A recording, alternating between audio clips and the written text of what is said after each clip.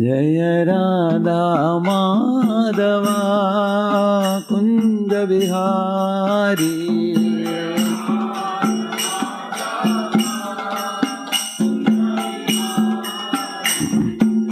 गोपी जन वल्लभा गिरिवरदारी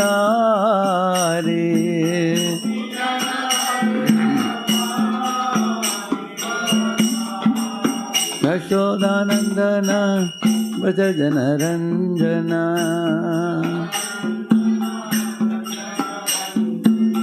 यशोदानंदन व्रज जन रंजना यमुना तीरावनचारी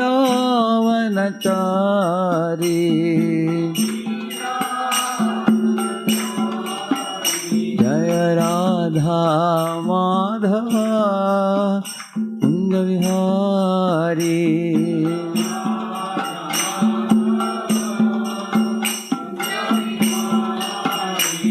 हरे Krishna Krishna Krishna Hare Hare Hare Ram Ram Ram Hare Hare Hare Krishna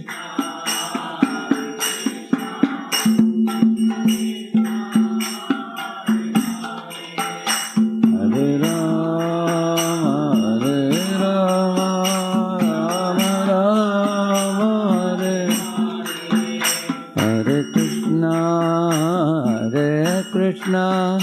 Krishna Krishna Hare Hare Hare Ram Ram Ram Hare Hare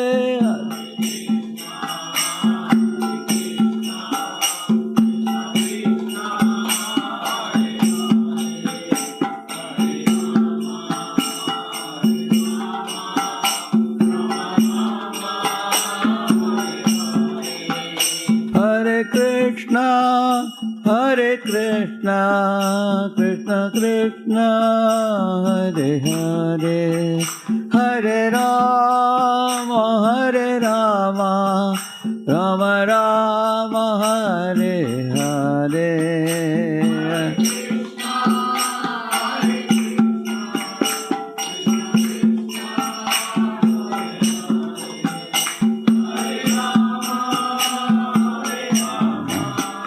Rama Rama Hare Hare Hare Krishna Krishna Krishna Hare Hare Hare Ram Ram Ram Hare Hare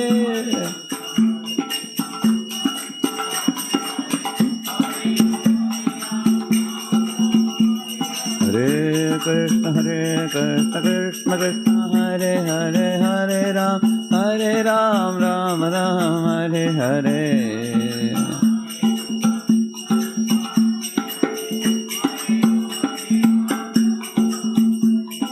Hare Krishna Krishna Krishna Hare Hare Hare Ram Ram Ram Hare Hare Hare Ram Ram Ram Hare Krishna Krishna Krishna Hare Hare Hare Ram Ram Ram Hare Hare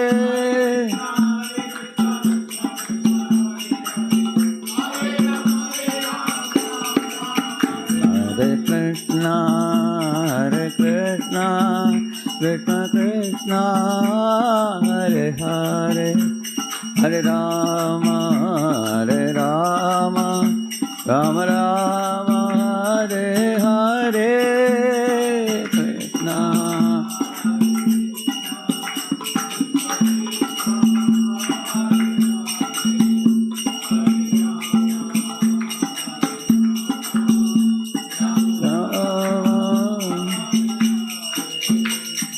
जय श्री राधा मदन मोहन की श्री श्री जगन्नाथ बलदेव सुभद्रा महारानी की श्री श्री गौर निताय की श्रीला प्रभुपाद की समावेत गौर भक्त वृंद की Adhika Pavana Harinama Sankirtana ki. Nitai Gaur Premanand.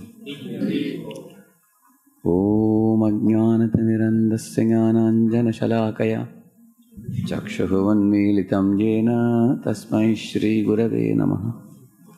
Shri Chaitanya Manobhishtham Sthapitam Jena Bhutale Swayam Rupah Kadamahyam Dadati Swapadantikam Vandeham Shri Guruho Shri Yuta Padakamalam Shri Gurun Vaishnavamscha Shri Rupam Sagrajatam Sahagana Raghunathanvitam Tam Sajivam Sadvaitam Savadutam Parijana Sahitam Krishna Chaitanya Devam Shri Radha Krishna Padan Sahagana Lalita Shri Vishakhanvitamscha Nama Om Vishnupadaya Krishna Pristhaya Bhutale Shrimate Bhaktivedanta Swaminiti Namine Namaste Saraswate Deve Gauravani Pracharine Nirvishesha Shunyavadi Paschatya Deshatarine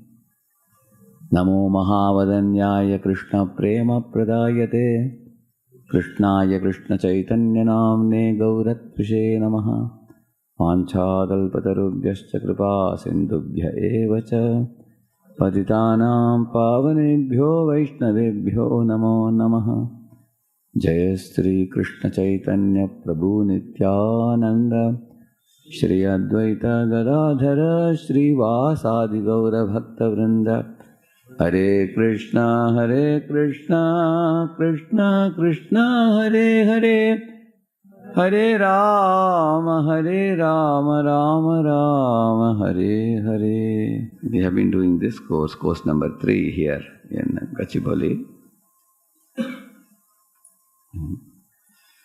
So the first one we have already completed. This one is done. This is done.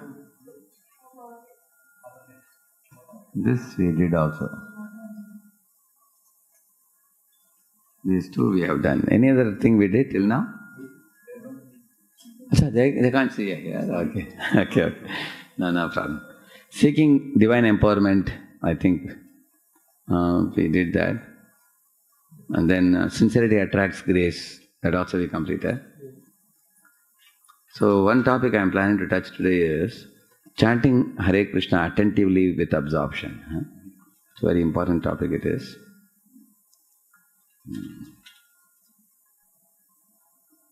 You all know this, right? Inattentive chanting. Inattentive chanting is the mother of all offenses. It's a very stout mother of 10 children, which are 10 offenses.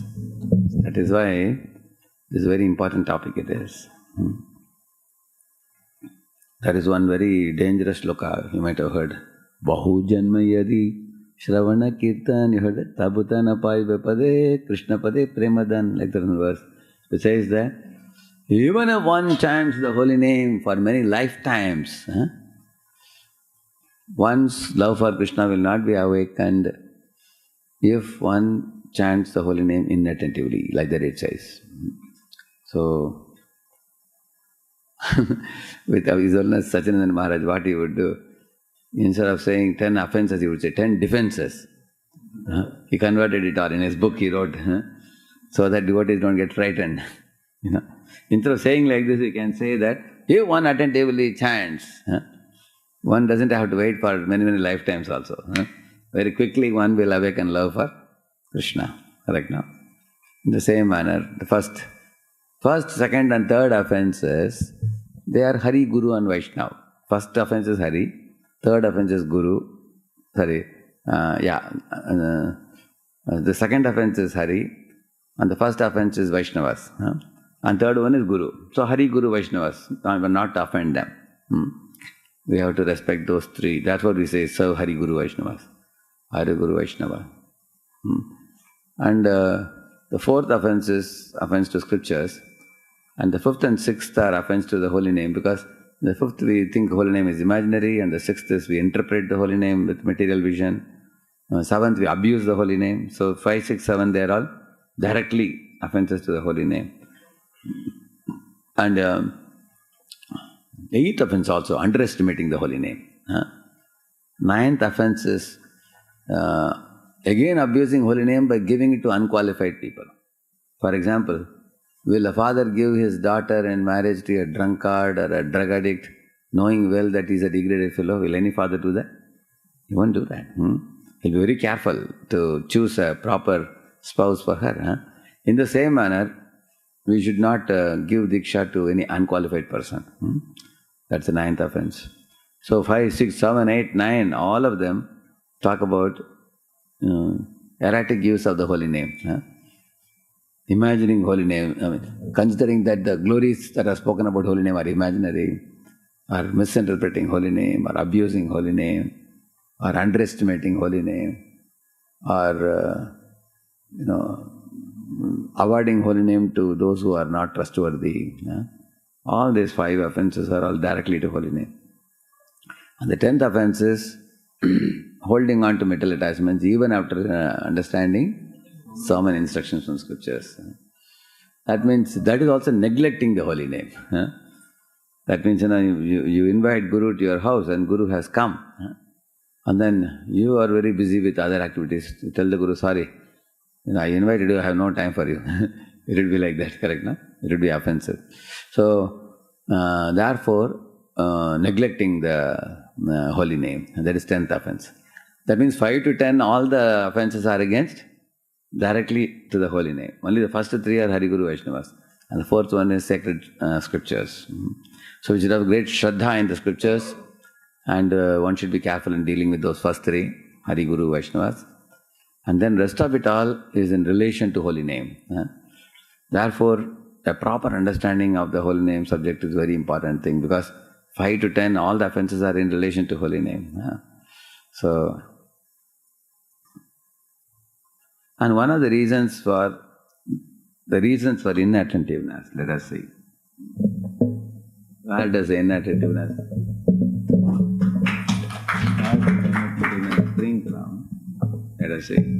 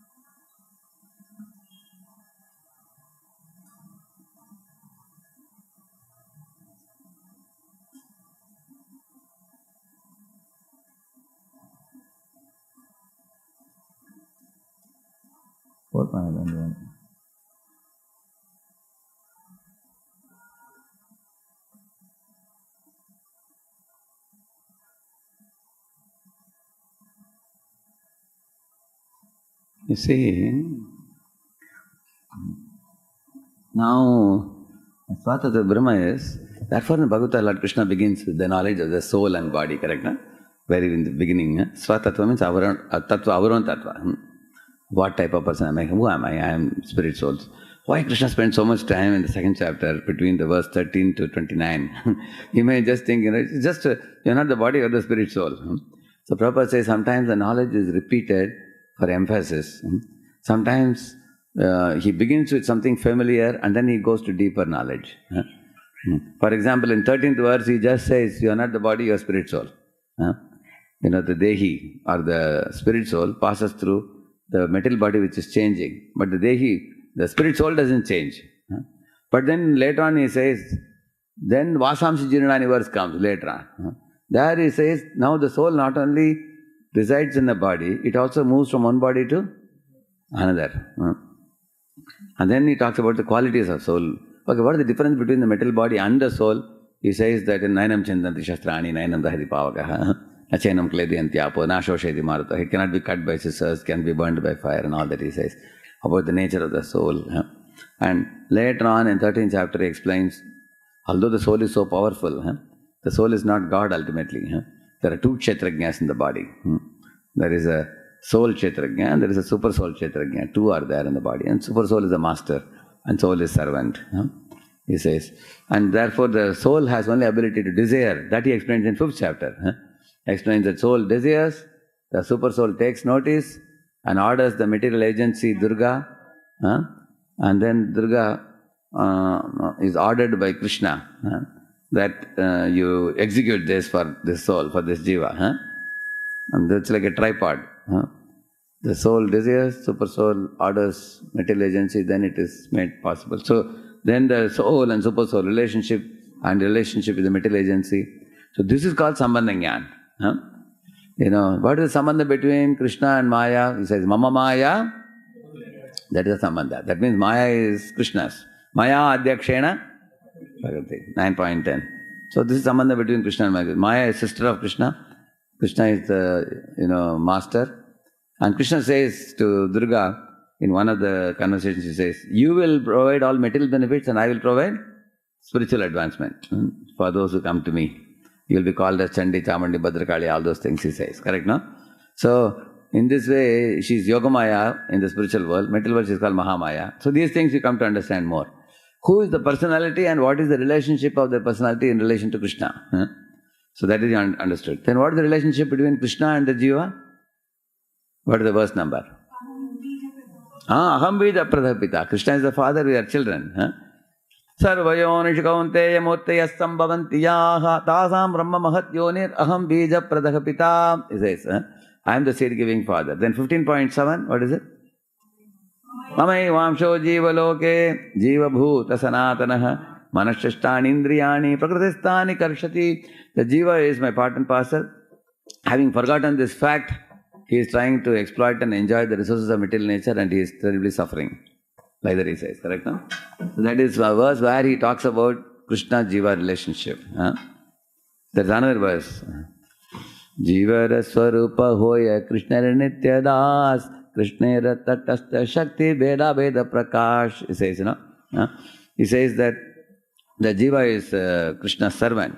Jiv Krishna das. Jiv Krishna das, Ei Vishwas, Koreleto ar Dukhanai. That's one song. What is that song? Radha Krishna bol bol bolo re somai. In that song it comes.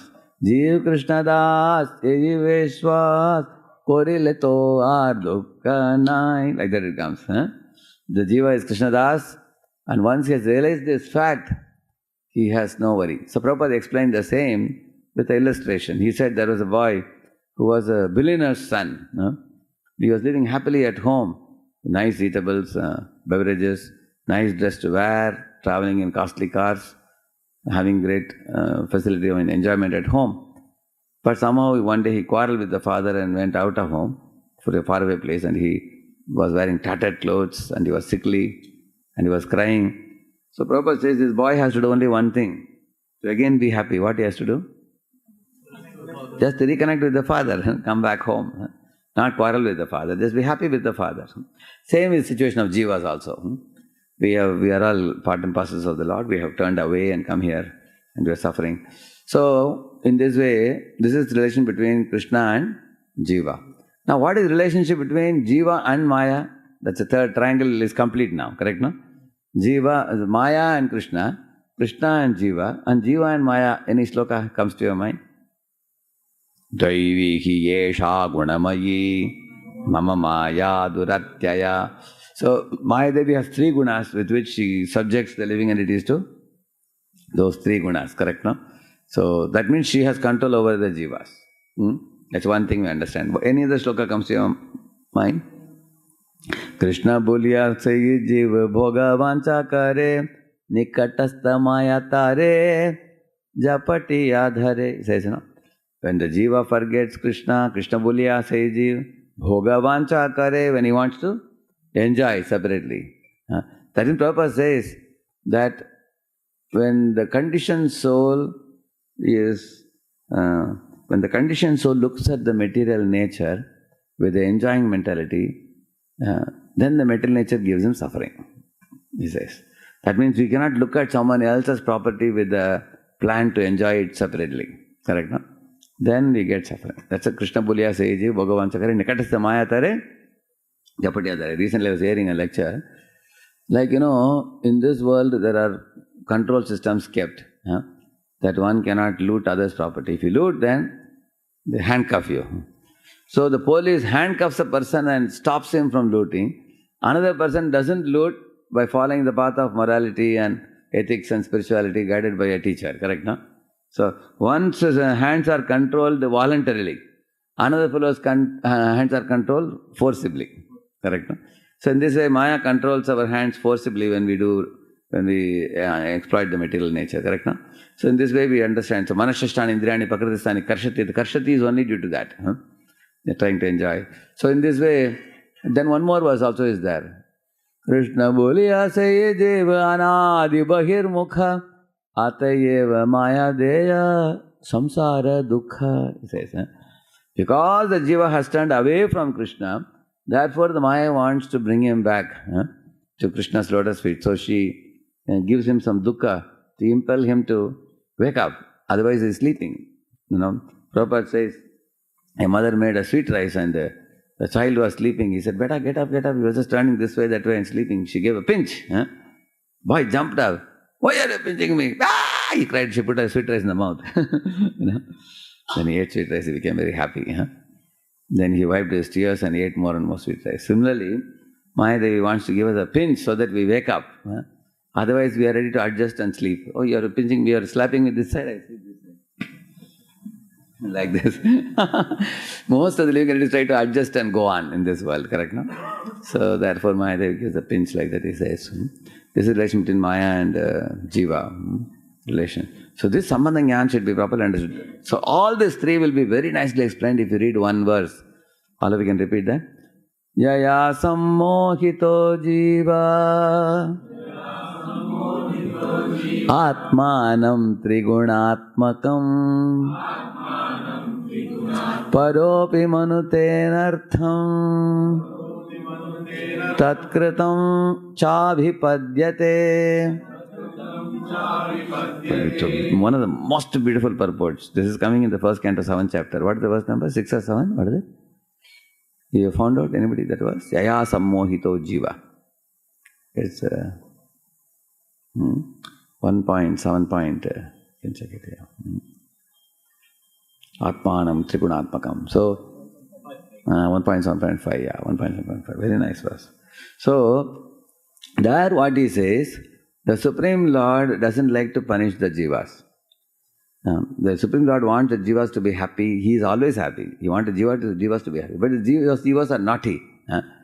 They actually don't cooperate with the Lord's plan for us. Actually, Lord's plan is ultimately good for us. See, when I was a kid, when mom wanted to take me to market and give me an apple, I told her, "Look at that apple." I said, "What is that apple?" It was an apple balloon. Big apple balloon. I said, "I want that apple." She said, "Hey, beta, that's not apple, that's just a show. That won't satisfy you, my child. You eat this apple." I said, "No, this I don't want. This is so small, that's so big." Anyway, she purchased both the apples. Before I reached home, pat, this apple balloon burst, that's all.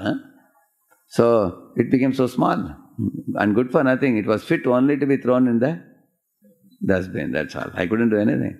Although its size was very big, very attractive, isn't it? So, Maya's glamour is like that only. So, therefore it is said, all that glitters is not gold. Maya's glamour is for fools. It is said, It's very attractive from a distance. When you come near, it's only a source of suffering. But why is it suffering? Because I was attracted to that. When it burst, then you have lost that beautiful big balloon. So you cry that you lost it, and it goes straight to dustbin. You can't do anything with it after that. Right? No? Similarly, all the beautiful bodies of the living entities, or all the wealth in this world, all the name and fame, everything goes to null and void. At the time of death, everything is taken away. So one requires that vision to see that, that what is temporary, what is permanent. So the real apple. Then my mom gave me the real apple. Okay, now you eat the real apple. Then that's very nourishing, isn't it? So the jiva also turns away from Krishna. Krishna is wondering, "Hey, why are you turning away from me? Your real happiness is with me." But Jiva is turning away. Then Krishna says, okay, I can't punish this soul, it's my part and parcel. Then he arranges his sister to punish. Okay, Durga, you do the needful. Bring that fellow to track. And Durga has her ways to bring us. So that's very nicely explained in the purport. Yaya sammohito jiva. Very, very beautiful. Prabhupada, every word is chosen words Prabhupada is using. In this way, one most important thing I will tell you, 4.10 Bhagavad Gita says this. Many people, because of not knowing this Sambandha Gyan, they get into 3 types of illusions. The first one is Vita Raga Bhaya Krodha. 3 things he says. Vita Raga Bhaya Krodha. And then he says, what is the next line? Vita Raga Bhaya Krodha Manmaya Mama Pashita Bahavo Jnana Tapasa Puta Madbhava Magata. Vita means to give up. If you want to be a devotee of Krishna, you have to give up these 3 things. What are they? Raga, Bhaya and Krodha. Raga means some people are extremely attached to material forms in this world, due to which when they see the Radha and Krishna forms also, they think dirty things. They can't see their forms to be spiritual. Krishna's childhood with beautiful Balya Leela, and then his Gocharan Leela, and then the Leela of the Krishna with the gopis. These are Leelas of love. Actually, the absolute truth is always self-satisfied. The Supreme Lord, in his ultimate state, he doesn't actually need anyone or anything. But Radha Krishna Pranaya Vikrite Kladini Shakti Rasmat Ekatmanam Api Bhuvipura Deha Vedam Gatautav. Deha Vedam, he says, that one Supreme Truth has done Deha Vedam into 2. They have manifested in 2 forms. So, by such manifestation, Radha Krishna Pranaya Vikrite Kladini Shakti Rasmat Ekatmanavapi Bhuvipura Deha Vedam Gatautav Chaitanyakyam Prakanamaduna Tadbayam Chaikyam Aptam Radha Bhavadyuti Suvalitam Naomi Krishna Swarupam. So they both are covered in this. It's a beautiful verse it is from the Swarup Damodar's Kadachi it was obtained. So first 2 lines talks about Radha Krishna. Next 2 lines talks about Chaitanya. He says Radha Krishna Pranaya Vikritir. Pranaya, what is Pranaya? Pranaya is the deep form of love. Prema, Pranaya, Sneha, Raga, Anuraga, Bhav, Mahabhav. Like that there are different levels of love. So Radha and Krishna's love, Radha Krishna Pranaya Vikritir Kladini Shakti Rasmat. Radha is personified potency. So, but how did she come? He says, Radha Krishna Pranaya Vikritir Kladini Shakti Rasmat Ekatma now. They are Ekatma, means Radha Krishna Ekatanu Dui Deha Dari. Same thing Kaviraj Goswami says. Radha Krishna Ekatanu Dui Deha Dari Anyonya Vilasa Kare Aswadana Kari. He says that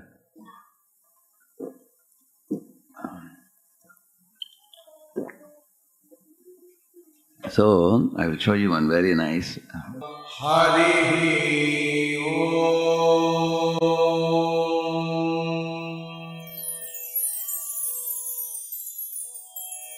Shri Radha Stotram.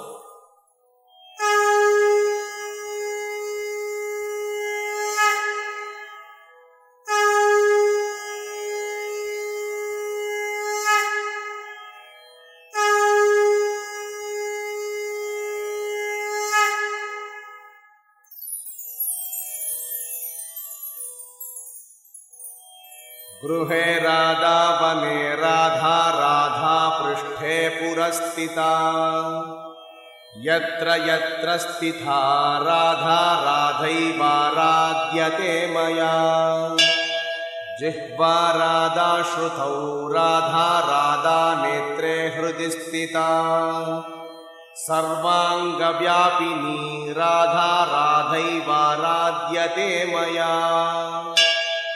पूजा राधा जपो राधा राधिका चाभिवन्दने स्मृतौ राधा शिरो राधा राधैवाराध्यते मया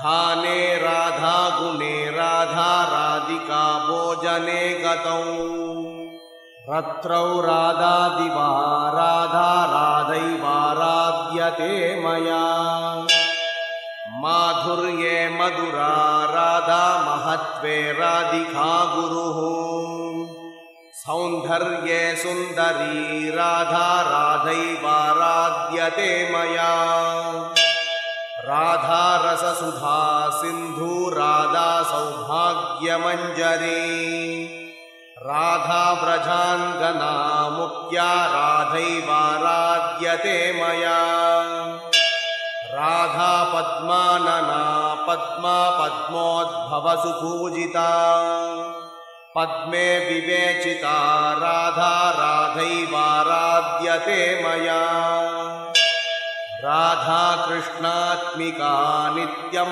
कृष्णो राधात्मको ध्रुवम् वृन्दावनेश्वरी राधा राधैवाराध्यते मया जिह्वाग्रे राधिका नाम नेत्राग्रे राधिका तनुः कर्णे च राधिका कीर्तिर्मानसे राधिका सदा कृष्णेन पठितं स्तोत्रं राधिका प्रीतये परम् यः पठेत् प्रयतो नित्यं राधा कृष्णान्तिको भवेत् आराधितमना कृष्णो राधाराधितमानसः कृष्णा कृष्णमना राधा राधा कृष्णेति यः पठेत्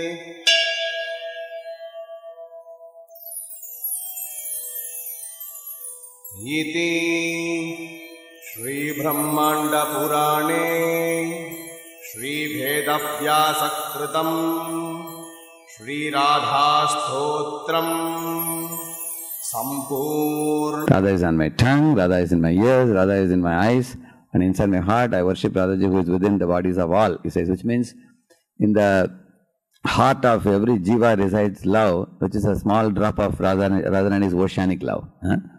Yeah. And Radha is in my puja, is in my mantra japa, is in my prayers, Radha is in my memory, Radha is in my head, I worship that Radhaji says. Whenever I sing about the qualities of Radha. Everything. What are the qualities of Radha that he sings about? She is like a Chataka Pakshi, who is not attracted to anything else other than the loving service. Correct now? Other than devotion service. So I eat, everything I eat is Radha's prasad. Wherever I go, I always remember Radha. Radha is in the night, Radha is in the day, I worship Radha. And then Radha is the sweetness within anything that is sweet, of anything that is important. Radha is the most important and of everything that is beautiful. Radha is the supreme beauty. I worship that Radhaji says. And then Radha is an ocean of nectarian rasa. Radha is the flower bud of all good fortune. Radha is the foremost gopi of Vraja. I worship Radharani. Because Radha's face is like a spotless lotus flower, she is known as Padma. She is worshipped by Padmaja, who is Brahma. Who was born from the lotus emanating from Vishnu's navel. And then when she was first discovered by her father in a lotus, golden lotus, at that time she was resting on that lotus, isn't it? And Radha is eternally immersed in Krishna, and Krishna is certainly always immersed in Radha. And Radha is the queen of Vrindavan. Radha's name is on the tip of my tongue. Radha's beautiful form is always before my eyes. Descriptions of Radha's fame are always in my ears. And Radha always resides in my mind, he says. And then, like Lord says, Sadhavo hridayam mahyam sadhunam hridayam tvaham madanyatena jananti naham tebhyo managapi. The Lord says that my devotee is in my heart and I am in the heart of my devotee. My devotee does not know anything other than me. And I don't know anything other than my devotees. Same thing here he says. Whoever regularly recites with great care this prayer spoken by Sri Krishna will attain loving service for the feet of Sri Radha Krishna. Srimati Radhika worships Sri Krishna in her heart and mind, and Krishna worships Srimati Radhika in his heart and mind. Sri Krishna attracts Radhika's heart and mind, and Radhika attracts Krishna's heart and mind. Whoever lovingly recites this prayer will become similarly attracted to the lotus feet of Sri Radha and Krishna. Like that is a very beautiful, prayer. So that is why I was telling you that the Sambandha Jnana is very important. the Sambandha, the relationship between the three things, that is Krishna and Maya and Jiva, which was explained by Lord Chaitanya Mahaprabhu to Sanatana Goswami. Correct? In 3 months he explained it. So, awareness of this properly is important. So, that 4.10 verse, what it says is Vita Raga Bhaya Krodha. Some people, Raga means they are materially attached to the material forms in this world. And when they see the spiritual forms of Radha and Krishna, they think of that also to be material. So they develop a fear. Oh, in this material world I got so frustrated with so many people. When I go to spiritual world, there also there is going to be some form. So they have abhorrence or hatred for any form. They think all forms are pain producing. That's their conclusion, which is a wrong conclusion. You see, somebody was told, Ekadashi day Makhana is very good. You can take round Makhana. But somebody had brought something from the market. They had a round thermocol. You have seen round thermocol? So he put something in the mouth. It was like rubber. There was no taste. He developed a hatred for Makhana. Real Makhana, if he ate with salt, he will never want to stop eating. Correct, no? Somebody has to tell him, stop now, isn't it? It's very delicious. Very crispy. Very tasty. Correct, no? So, in the same manner, somebody has seen the material body, how obnoxious and horrible it is. Having seen that, they think spiritual bodies are also dangerous, he thinks like that. Therefore, he develops fear. Vita Raga, Bhaya, and Krodha is what? After having heard multiple philosophies, he gets thoroughly confused. What is it? Somebody saying Dvaitam, somebody saying Advaitam, somebody saying Dvaitadvaitam, Shuddhadvaitam, Visishtadvaitam, so many complicated philosophies people are speaking, and he doesn't agree with any of them. He gets confused, and he finally becomes an atheist. There are people like that. Therefore, there is one very famous verse, Shri Chaitanya Prabhum Mande Yad Balobi Anugrahat Tarennana Matagraha Vyaptam Siddhanta Sagaram. Very, very amazing verse. If you put a baby in the ocean, and imagine the baby is given a task to cross the ocean by swimming alone and reach the other side of the shore of the ocean. And while swimming in that way, there are big, big man-eating crocodiles and timingalas and sharks coming to attack the child. But the child is unaffected. Like that, he says, the jivas are compared to a small baby. And the ocean is compared to the different siddhantas. Correct, no? Siddhanta Sagaram. And in that Siddhanta Sagaram, who is floating? Big crocodiles like big Diggaj people like Sarvabhattacharya and that kind of people. Big people are floating in that, and many people are trying to destroy the tender bhakti that is arising in your heart by speaking so many bogus philosophies. Many people are there. But even though you are surrounded by so many of them, if you have Lord Chaitanya's mercy, you can be like the small tender child and you can cross over the ocean of mental existence and reach. Amazing, it is. When I see many of the Western devotees, I feel this verse has become true with them, correct, no? They didn't even know who Krishna was, and they took to Krishna consciousness. How much faith and love they had for Prabhupada, that none of the other philosophies could divert them, correct, no? They're faithfully progressing and going back to Godhead. So, therefore, one should not become a victim of Raga, Bhaya and Krodha. Otherwise, one will get stuck in the material world. So then if one gets Raga, Bhaya, Krodha, then Vibhrama comes, illusion comes. So one has to get rid of these illusions about who is Krishna, who is Jiva, and what is Maya, and what is the sambandha between them, proper sambandha jnana. And once a sambandha jnana is deep-rooted in our heart, the propensity will be immediately that I want to serve by Abhideya. That's the second thing. Sambandha, Abhideya, Prayojan, correct, no? Like, for example, a girl is given to a boy in marriage by the father by Kanyadan method. And the boy accepts the girl and Agni Valam he does. At that time they don't know each other. They're totally new to each other, brought by the parents in a religious tie, sacred tie. So, but eventually when she cooks for the husband and then when she cleans the home and then interacts with the husband, eventually they develop such a bond, and within the next 3, 4, 5 years they become inseparable. So much so that, even for a moment they will not be separated. Their minds and hearts become intertwined, entering into one another. You will see that. How did that happen? Through the service. And that affection becomes more thickened. He says, similarly, the Jiva also has forgotten Krishna, and the Guru is the one who arranges the sacred tie between Jiva and Krishna to be revived. He puts Jiva back in connection with Krishna. And through the Sevon Mukehi Jihvadav Swayameva Swaratyadaha, he says. So immediately that affection for Krishna gets awakened, just like a red hot coal is hidden with ashes. As you blow the ashes, it just comes out. Like that. So 3 verses are very important in that connection. I'll tell you what are those 3 verses. One verse is,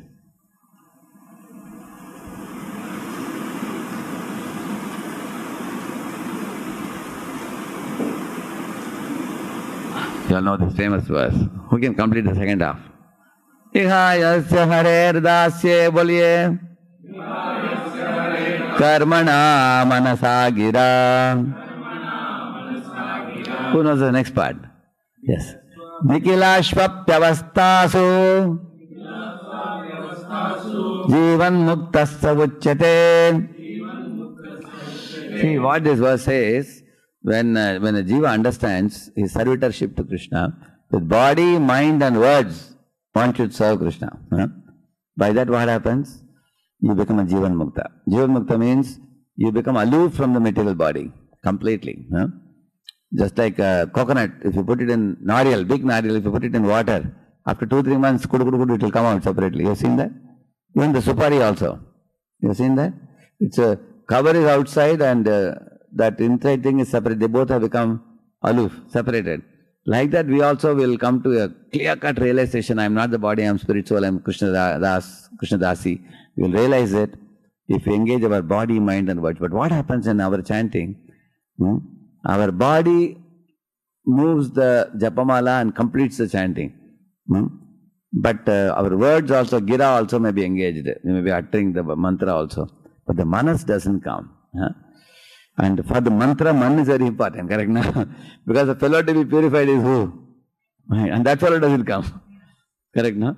Sometimes, in one of our brahmachari classes, I started the class, we started the class at 3 and ended 4:30. 3 o'clock, some people didn't come.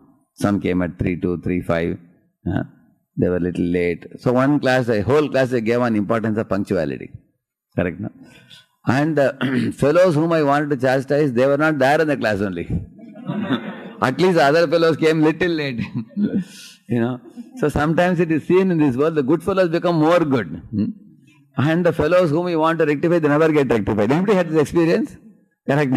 Isn't it? Very amazing world it is. Isn't it? That is true. Like our Anga Maharaj became detached from Vena. Now the point is what? Why am I saying this?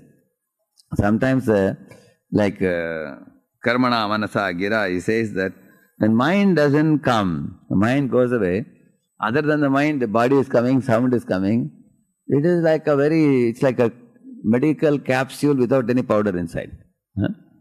Or it is like a gun with a bullet which has no powder inside. But it makes sound, you see that?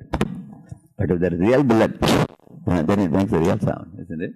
So that's what he says, Namakshara Bahuvaya, Nama Nahi Haya. He says, although my lips have uttered many, many names, but the real name didn't manifest in my tongue, which means the real name is, this will require a little explanation. See, there are 3 types of people whose approach to Krishna is totally different. The first type of person is a newcomer. He thinks, oh, God is so nice, He has given me very nice food to eat. He has provided me nice facilities. Thanks to God. So in this way he thinks, I am the enjoyer and God is a provider. He thinks like that. The second person is a sadhaka. He thinks that actually I want to feed Krishna nice items and whatever remnants He gives me, I will accept. Like in some ISKCON temples, if some Mataji goes to cook Rajabhog, she is not allowed to eat the Rajabhog Prasad that day. She has to eat whatever was cooked in the early morning, morning for some other devotees. The reason is while cooking, she will cook with detachment. Correct, no? Otherwise, she will be thinking, oh, this item is good. As soon as it comes out, I will take home. She may think like that. Therefore, they don't eat that. Correct, no? So that means second category devotee is one who cooks for whose pleasure? Krishna, Lord's pleasure. He cooks like that. And third type of devotees, they not only act for Lord's pleasure, they do everything in ecstasy. They do it with love. The second person is doing out of duty. The third person does out of love. There's a big difference. Like a servant maid taking care of a child is done out of duty. Mother taking care of a child, I told you earlier, that's done out of love. And the first person doesn't do any duty. He wants God to do duty for him. Therefore, one young boy was asking in my lecture, sir, I heard that God is Father, we are children, but here they are saying 5 rasas, I am confused. He was saying, you will definitely be confused. You are supposed to be confused. Correct now? Why? Because you are thinking God is Father, I am child. Who is the center of attraction here? You or God? You only. Yeah, me only. Because if I am child, Papa, मुझे मिठाई लेकर आएंगे, मम्मा ये करेगी, correct no? Everybody will be at my beck and call. For whose pleasure? For my pleasure, correct? Therefore people like to accept God as Father. But that is a very, very preliminary type of religion, Prabhupada says. The real religion means you become Krishna's father, you become Krishna's friend and serve him. You become, Krishna's beloved.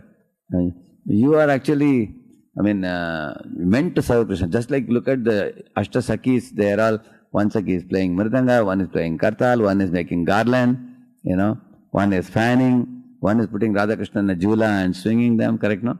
Everybody is serving. All are entering service. So our role is a serving role, not an enjoying role. Actually we enjoy, it's not that we don't enjoy. We enjoy by serving. We enjoy by serving. Just like a mother enjoys by serving the child. Because she loves the child. If you love somebody, the greatest joy you get is not just take service from the one whom you love. If you really love somebody, you feel like serving. I want to do something for that person. I love that person so much, I want to do something. You feel like that's the nature of love. It flows outward. Not that you want to get something out. Yeah. So, in this way, the Radha Krishna Tattva, Krishna is the predominator, Radharani is predominated. Krishna is an enjoyer, she is enjoyed, he is controller, she is controlled. And in this way, the jivas are also on which side? On the Purusha side or Prakriti side? Prakriti side. We are also Prakriti, Radharani is Prakriti also, but she is the greatest Prakriti and we are tiny Prakritis. We are tiny jivas. So, our natural propensity is to love and serve the Lord in the spiritual world in varieties of services that she engages. Rasa lasya gita narma satkalali pandita prema ramya rupa vesha sadgunali mandita vishvavanda yauvata bhivandita piyarama makhyam atma pada padma dasya dastu radhika. That's a song. But he says, Rasa lasya gita narma satkalali pandita. She is a pandita in all the activities. All the different activities of dramatizing, mimicking, cooking and all those things, making rangoli and everything. So in this way, she needs a lot of jivas to assist her in serving Krishna. Then all the jivas are united in putting up festivals for the divine couple. Just like so in ISKCON society, Prabhupada has taught us how we all can come together unitedly putting up festivals for the pleasure of the divine couple. You are getting an apprenticeship here, practice, so that when you go to spiritual world, we can celebrate festivals, correct, no? Like that. So, here is a very, very important point coming. Before coming to Krishna consciousness, we always thought that the whole world is meant for whose enjoyment? My enjoyment, correct, no? Now, the biggest lesson we learned is, the whole world is created by Krishna and is meant for Krishna's enjoyment. And then, why Krishna's enjoyment? Krishna is a non-exploitative Lord. Therefore, he deserves to be given that enjoyment. He doesn't know how to exploit anyone. He actually is such a benevolent personality. Anything that comes out of him is good. You can imagine, even those whom he kills, he give them, award them liberation, or even Swarupa also. What to speak of those whom you will embrace? One Sudama, from him he just took some chipped rice, and what happened due to that, you saw? Little bit, if somebody gives something to Krishna in return, how much he gives? Draupadi gave him one strip of cloth, and he gave her unlimited saree. The fruit vendor lady gave little bit of fruits, 20 rupee fruits she gave and got 20 lakh, jewels and everything. This is his nature. Anything that comes out of him, actually you don't have to go to spiritual world to know his nature. Even in material world you can see how wonderful creation he has done, with effortlessly lying in yoga nidra, that too not him directly, one of his expansions, making things. So when we develop admiration for the Lord, and we understand that serving that Lord is the one which will give me the greatest joy, at least theoretically one should begin understanding that. After understanding the Sambandha Jnana, this is the point after the Sambandha Jnana, that actually, like one time Prabhupada asked, in one conversation he's asking, why should we serve Krishna? Another devotee is saying, we should serve Krishna because Krishna is God, I am servant. No, that behooves the same question. Okay, he is God, I am Jiva, but why should I serve? In this way Prabhupada back and forth argues, ultimately brings it to the point that it is in your interest to serve Krishna. For example, it is in my hand's interest to serve the belly, because without serving belly, hand cannot be nourished. Hand cannot take the laddu and just keep doing like this, hoping that I will become satisfied. The hand has to give the laddu to belly. Nor can one hand give laddu to this hand can give Mysore Pak to this hand. Let us both exchange belly, let us reject belly. Is it possible? So one part and parcel of Lord cannot enjoy with another part and parcel. Two part and parcels cannot enjoy. Because energy cannot enjoy each other, only energetic can enjoy energy. Who is energetic? Krishna. So, that is the reason why in this world we get frustrated with each other also, if Krishna is not the center. The moment Krishna is center, like my nourishment that I am giving you is going through Krishna, like this, then we can be happy. Krishna is put in the center. These are all very fundamental truths I am talking today. When these things, why am I talking? I will come to the point now. Why am I telling all these things? So 3 slokas I told you, I will complete them. Otherwise I will lose track of that. One is Iha Yasya Hare Dase. Another one, Sarvopadhi Vinirmuktam, boliye. Tatparatvena Nirmalam. Who knows the next part?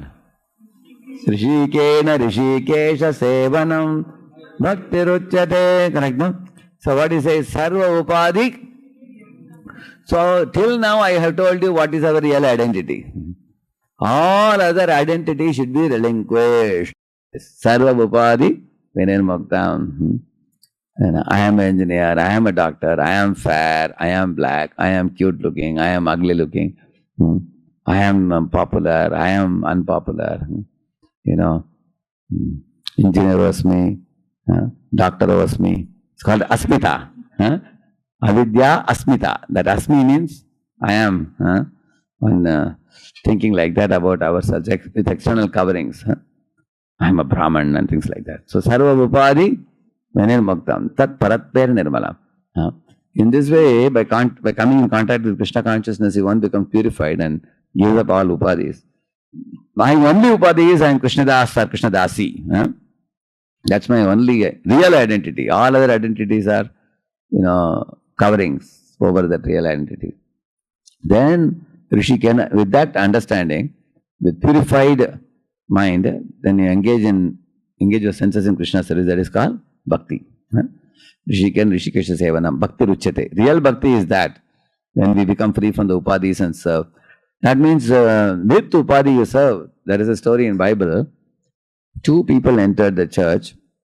One was standing in the front, one was standing way behind. The one who was standing in the front is a proud Pharisee. And the one who was standing behind is a poor publican.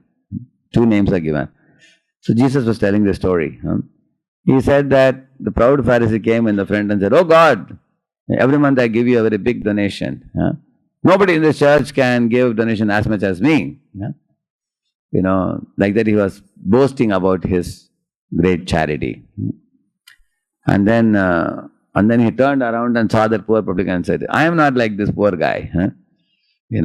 Who doesn't give you any coin when he comes. He just comes and goes, he said. And then with his nose raised like anti-aircraft gun, he just came out. Whether he walked and boarded his car and went away. And the poor publican was even shy to come in the front of the Lord. He was standing way behind, putting his head down and striking his breast. He was telling to Lord that, my dear Lord, I am a great sinner.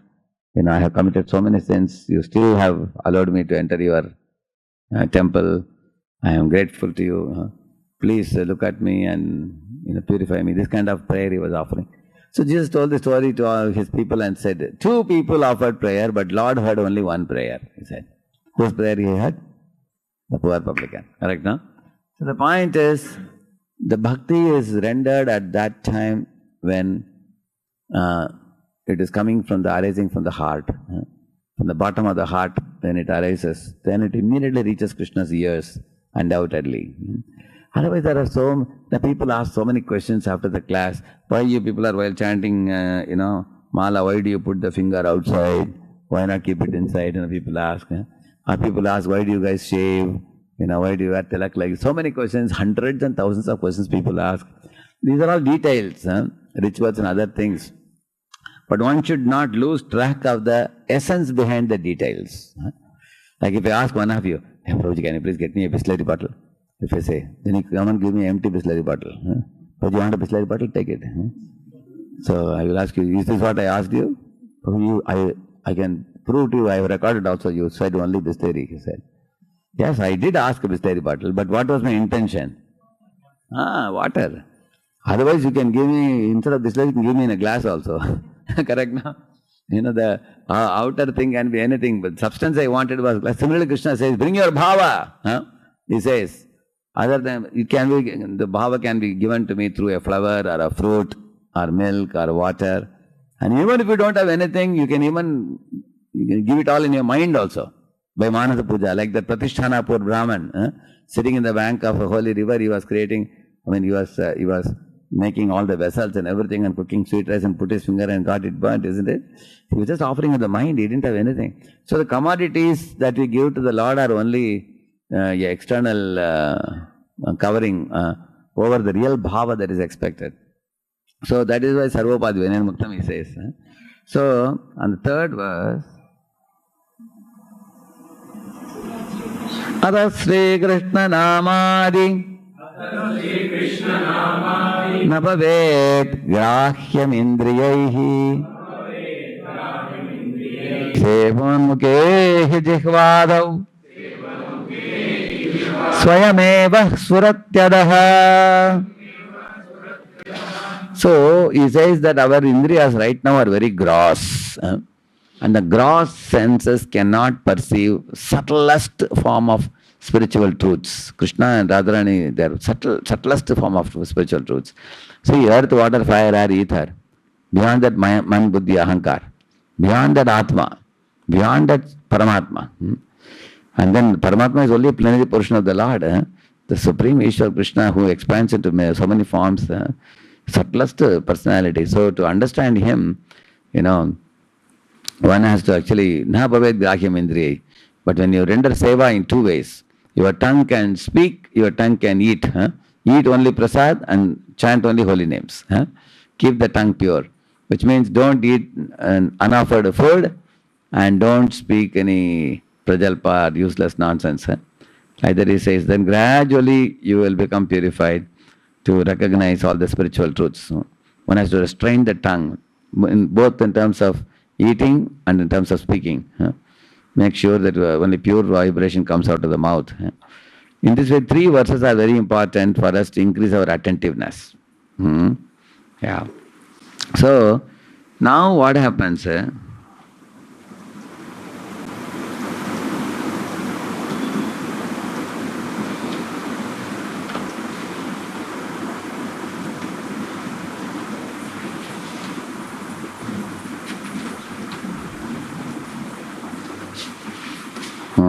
See, our zeal to preach exceeds our mind's absorption in our own spiritual relationship with Krishna.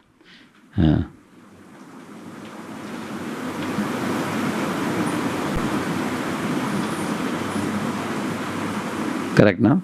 This is the cause of mind wandering during japa. Because as soon as we sit to chant the holy name, immediately we get into a plan-making mode with the intelligence, and mind is consulting intelligence, and intelligence is making many plans. And we have many important things to do, and the important should be put in quote unquote. We have many important quote unquote things to do. And so how do we lift up the mind from material clutter and be simply absorbed in our sweet and joyful relationship with the divine couple? Just like Narottam Thakur sings, he sings, where is the karta?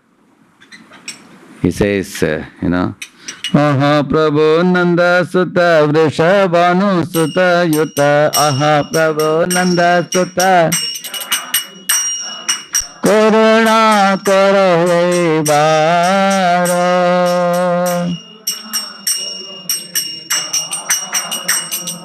Dina Hinayata Chilo Hari Name Udarilo Dina Hinayata Chilo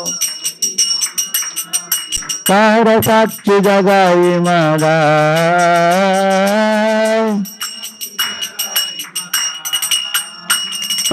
Aha Prabhu Nanda Sutta Vrishabhanu Sutta Yuta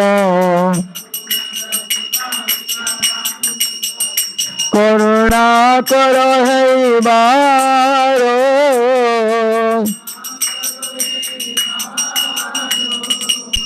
That is singing. He's saying that when I chant the holy name, immediately the divine couple, Radha and Krishna, are present in front of me. They are coming to watch me. Because I am calling their name, they are coming to see. So, what is Radharani's sari color? She wears blue color, and Krishna wears pitambar. Pitambar is golden color.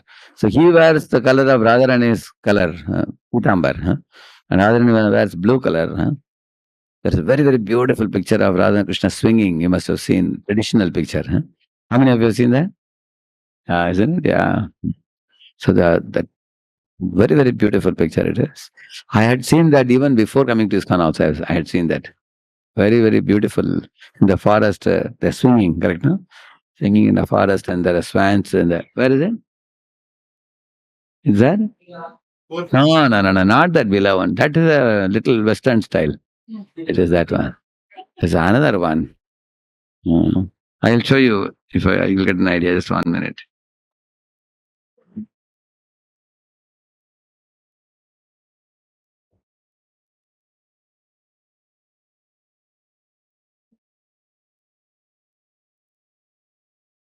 This one. I loved it so much. In every Bhavataranga, I put this in the first slide. So, this is Vrindavan scene. So, the Supreme Lord and the Supreme Devotee together. So, we are tiny jivas. You can see the golden feet of Radharani and bluish feet of Krishna repeatedly. Hare Krishna, Krishna Krishna, Hare Hare, Hare Ram, Ram Ram. We are very tiny. We are below the lotus feet like a small dust. So, this is the absorption of Narottam Thakur. When he is chanting the holy name, he is seeing this beautiful darshan of Lord and his supreme devotee. Yeah. Where can we get this picture? From my computer, I can get. Yeah. So, as I was telling, actually, why the chanting is not very tasty? Because instead of solidly absorbing our mind in our spiritual identity and calling the holy name, instead of that, we are allowing the superficial identities, like I am a young man or a young woman, and I am this, I am that, I am preacher, I am this. So many identities. So they take over during chanting. And then, so how to curb it? I'm going to say a few things now. How to curb this? There are two important things we should do. What we should think about the Lord and what we should think about ourselves. If you learn that, then this mindset can be removed, and we can learn the art of keeping our mind aloof from such material absorption.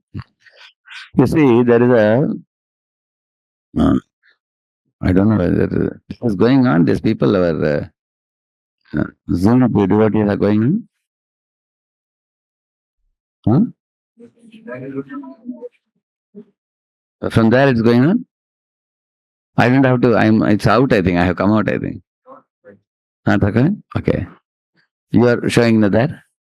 Okay. So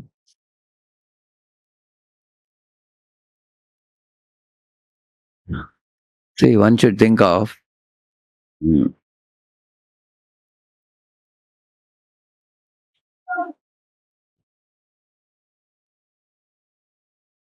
That.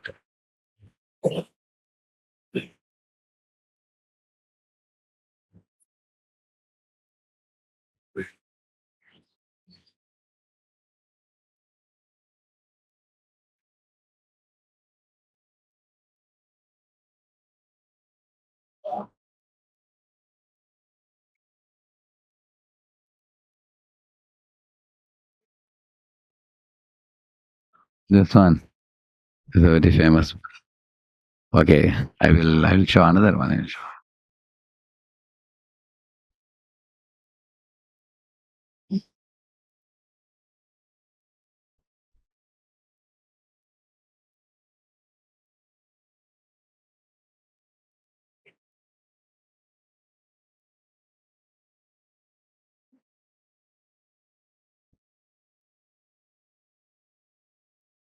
See, everything originates from a big brain. Huh?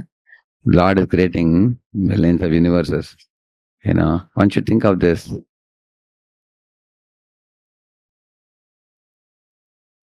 See, the yogi is thinking. Yogi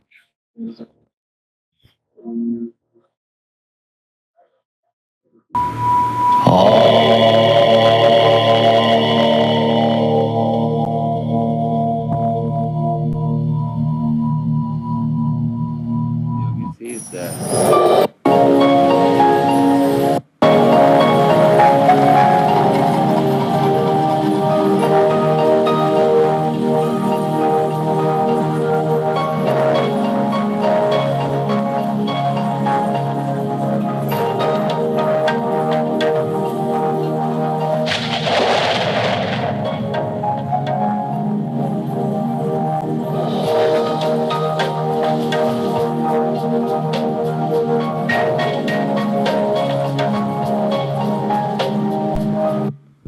See, like this, one should think.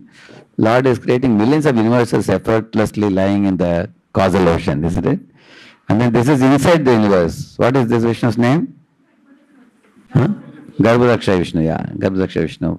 Because he's Pankajanabi, that's the way you identify him. From his navel comes Brahma, is born.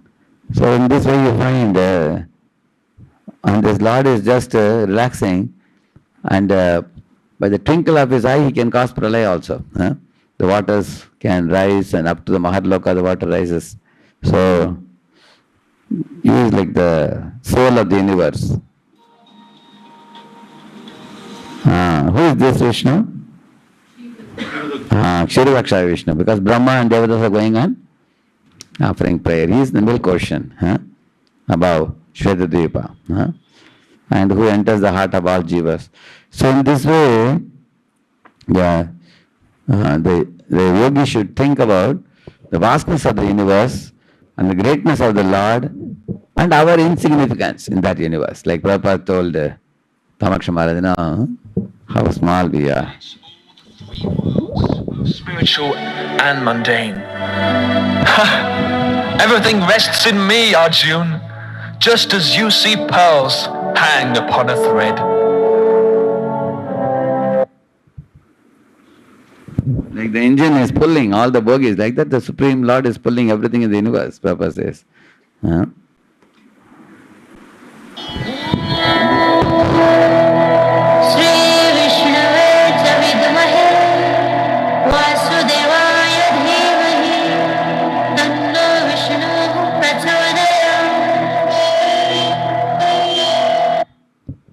In this way, Brahma has created millions of species, 8.4 million species, and we are also one of those tiny creatures. Even in one species, there are so many living entities. In this way, And this is Kshirta Krishna entering in the heart of all. So one should think of this. Krishna is the source of all these three Vishnu forms. He is the Lord beyond all these three. He is called shelter of shelters. So, in this way, although he is shelter of all the shelters, he is ultimate truth. But he is not busy in creation or maintenance or annihilation or anything like that. He is with his own devotees in the spiritual world of Goloka Vrindavana. So, where, he is. So, this is a very important aspect of the Lord where it says, Natasya karyam karanam cha vidyate, natat samascha vyadikascha drishyate, parasya shaktir vividaiva shruyate, swabhavaki jnana balak priyacha. He just gets it all done through his energies. So, in this way, so what should Hey, what do you want, my fine? Ah, I see. What's up? this way. An excellent choice. It says, see, this I got it in the Adhikeshwar temple, in South India. You observe this picture. Yeah. See, the non-envious friends, cow, tiger and deer. If you see the picture, the cow is standing behind the tiger is keeping hand in the shoulder of the cow. And then behind the tiger is deer keeping hands in the shoulder of tiger. And all of them. So in the front you saw there is Muralidhar, Lord Muralidhara, Krishna playing on the flute. They all are absorbed. They all are absorbed in the sweet flute sound. And the cow's calf is drinking tiger's milk, and tiger's calf is drinking cow's milk. The offsprings are intoxicated by love for Krishna. You can see this amazing picture. It's not a picture, it's a sculpture. You will see it in Adhikeshwar temple when you go.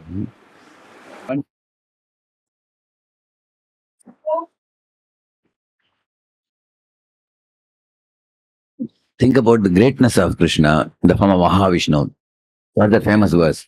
Yasyaika nishwasita kalamathavalamya jivanti bhoma vilaja jagadandanath Vishnurmahansaiha yasya kala vishesho Govindamadi purusham tamaham bhajami. What he says? When Mahavishnu excels and inhales, in that one Brahma is born and Brahma enters back into him. Isn't it? The universes enter back into him. That's 3.11 trillion 40 billion years. See the vastness of time, greatness of this personality. That's why he's called Mahavishnu, correct, no? He's Mahan. One should think about that. And then as we proceed beyond this greatness of the three Vishnus who are doing great activities. See, Mahavishnu is omnipotent. And the Garudhaksha Vishnu is omnipresent in every universe. He is the soul of the universe. And Kshirodaksha Vishnu is omniscient. He is all-knowing because he is in the heart, of everybody. And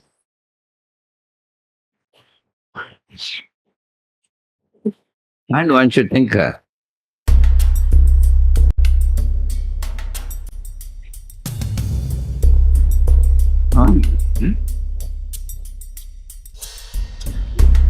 Hey, no sound is coming. What do you do here?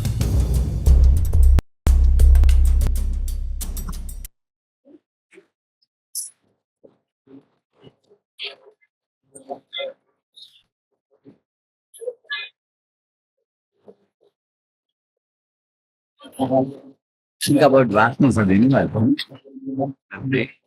1 million kilometers. 10 million kilometers. 1 million kilometers. 1 billion kilometers.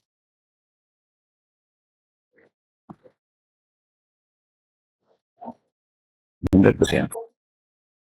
Billion kilometers. 1 light year.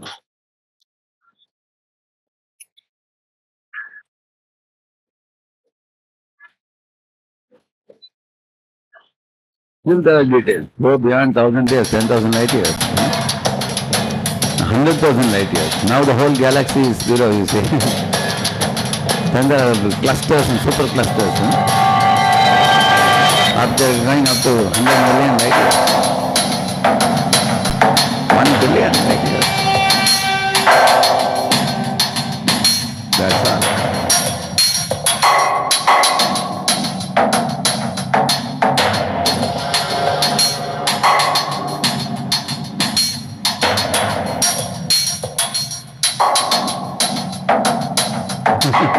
Now they come to Earth now.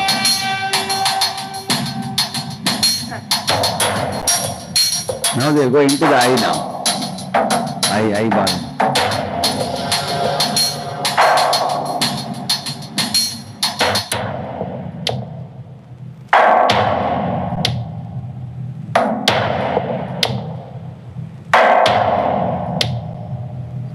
You go more, you go deeper, all details are there. See, the DNA also how much organization is there.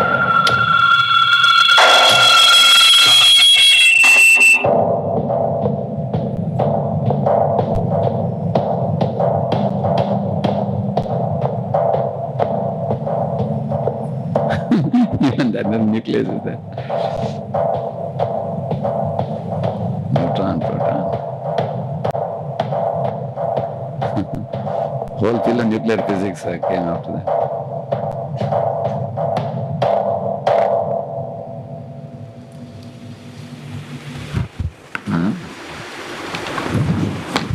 So you saw, you got an idea. That word. How? So when you think about the vastness of the universe and the at micro and macro, both level I showed you now, correct now? So when we think of this, and who is at the source of all these things is Mahavishnu here in this world. And that Mahavishnu is an expansion of Krishna. He says, is a Kala. He says, Amshamsha. Correct now? He comes from Mahasankarshan. He comes. Above Mahasankarshan, there is also Narayana and Mula Sankarshan also. Mula Sankarshan comes from Krishna. That's why Mahavishnu is Amshamsh. So one should think about actually by contemplating on these type of truths, and not only that, Ishvara, Jiva, Prakriti, Kala and Karma in this world, all are in action. So one thinks about how this world is being created and maintained and everything done by the Lord, then the Lord becomes the focus of our mental absorption. We take our attention away from ourselves to the Lord. When you think about this, then Lord is very powerful because always he's absorbed in Yoga Nidra. Mahavishnu, if you see like that, he's being able to do great things. Many times we are not able to absorb in that yogic mindset. We become many times we waste our mental energy in worrying about the past or planning for the future, and such things. Mind flows outward. It's called as durashaya ye bahurartamaninaha, he says. Considering external things to be purposeful. That's like I told you the example of, apple balloon instead of apple, I told you, isn't it? So that's how mind flows outward. So this is one of the exercises we can do to withdraw our mind. Some people do breathing also. Why? Because when you do the breathing at the same rate, then the mind is said to be becoming calm because of the pranayama. Correct, no? And you sit in a Padmasana posture. Padmasana posture, what happens when you sit in Padmasana posture? The blood flowing below the navel gets arrested. So the blood doesn't have to flow down. It's arrested. Then all the blood is available for going up and creating, increasing your energy. More energy is available for your head to do action. So there Sukhasana or, Padmasana, you sit and then withdraw the mind from the material clutter and then focus on this. One of the reasons that our mind goes to the material things is because our mind says that I am in control, I am in charge. So therefore, we take charge of our situation because I have to do this. Only then things will happen. That kind of thought process makes us become worried and absorbed. And so there was a king who told his minister that without him things cannot move. The minister challenged him that, my dear king, even if you are out for a week, everything will go on as usual. So the king got offended. But the minister was very friendly with the king. So the minister said, okay, you can stay in that temple mandapam. Behind the temple, there was a mandap, not so well known to people. You go and stay there. We will arrange prasadam for you. You stay there for a week and see how the things go. And the king agreed for the test. So he went and stayed there for a week in a Veshbhushan and all. He changed. And then every day he'll make a phone call to the minister 10 times. Kaise chal raha hai? Kaise chal raha hai? Minister said, everything is all right. Nothing to worry. Arre, 3 days are over. Nobody is asking about me. Huh? Everything is going on as normal as before. He was very shocked. And the neighborhood country people came to know that king is missing. So they attacked. And the king immediately called me and said, now I think I have to come now. I have to gather the army and attack the enemy. And the minister said, no, my dear king, your son is 12-year-old boy. He is super enthusiastic. He has already called the army today morning. He is preparing for going to the war. No, he's chota bacha, kya kare? No. He says, chota bacha nahi, he is very well trained in the military arts, everything. He is pretty confident. He's ready to go. So the king was desperate to come back. And the minister said, no, 1 week is not over. Only 3 days are over. You are supposed to be there for 1 week. And the king was worried. What if my son dies in the battle? Minister said, don't worry. We are all there with him. If he finds some challenge, we will help him, they said. Then, to his great surprise, the king's son conquered the neighborhood kingdom. He took up that kingdom also and brought victory. And king was asking, oh, my son has become victorious. Please tell me what is happening now. He said, all people are showering flowers. They are ready to make him the next king, he said. Immediately king came back running. 4th day only he came back. He said, no, he cannot become the next king. He's Chota Bhai, He is a small kid. He needs my guidance and everything. He came back. Minister said, see, you didn't give 1 week time. If 1 week time you gave without you, you would have become the king now. So what we learn from this story, there is something called as law of displacement of water. You heard about that? Like, for example, you take one burthen and take one bucket of water and you push that burthen like empty water, you push it like this, then all the water level will increase. And then you take away the burthen, what happens? It will fill up that place. Similarly, when you create a vacancy in one place, that gets filled up. For example, I was a president, since 1997 in Pune. 95 I came to Pune. 97 became president. So 2012 the temple, new temple came up. Our NVCC temple. After that, I have many good successor devotees like Revatipati Prabhu, there was Sri Guru Charan Prabhu. There are many other now TMC members. There are 8 members there. You will see that these people run the temple very beautifully. And I only visit, now I'm playing more role like RSA, we call it, regional secretary assistant, like a zonal supervisor. And whenever they need me, anytime they may call me. But they have become expert also, because several times they have sought guidance before. And now many of the problems they can tackle, even tough situations they can tackle. And I also involve them in finer and finer challenges dealing in that. So they become more expert over a period of time. So just like we give the torch the Olympic torch to someone and they take it ahead and they go ahead further. So in the same manner, one should withdraw one's mind. Like you will see, Dhritarashtra was told by Vidura that we should go to forest, correct, no? At that time, he had faced a great tragedy in his life that all his 100 sons were killed in the battle. And he was practically alone. He was deeply frustrated. And at the same time, along with that frustration, Vidura came and preached very strongly. He said, Bhima apavarjitam pindam adatte grihapalavat. He said, my dear Dhritarashtra, are you not ashamed? You are staying in this palace of your enemies. You wanted to destroy all these Pandavas. You couldn't. But then you are coming and living at their mercy, and especially Bhima is tearing a chapati and giving you, and you're eating from his hands like a paltukuta. Like that he spoke. Dhritarashtra jumped up. He said, what are you saying? It's very painful. Tell me what I should do. Vidura said, follow me. Then he took him to forest and he produced some detachment in him from that mindset.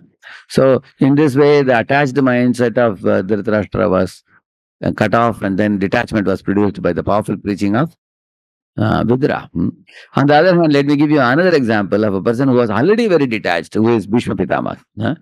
Bhishma Pitamaha was lying in the arrow bed, peacefully meditating on Krishna, remembering the Lord, filled with spiritual thoughts of returning back to Godhead, you know, and he only wished well for the Pandavas. He wanted the Pandavas to rule the world.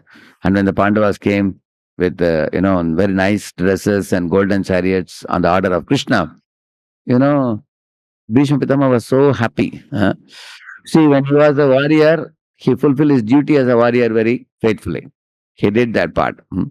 And then when he was lying down now he has to leave the world, he doesn't have any ties attached. He is able to withdraw his mind.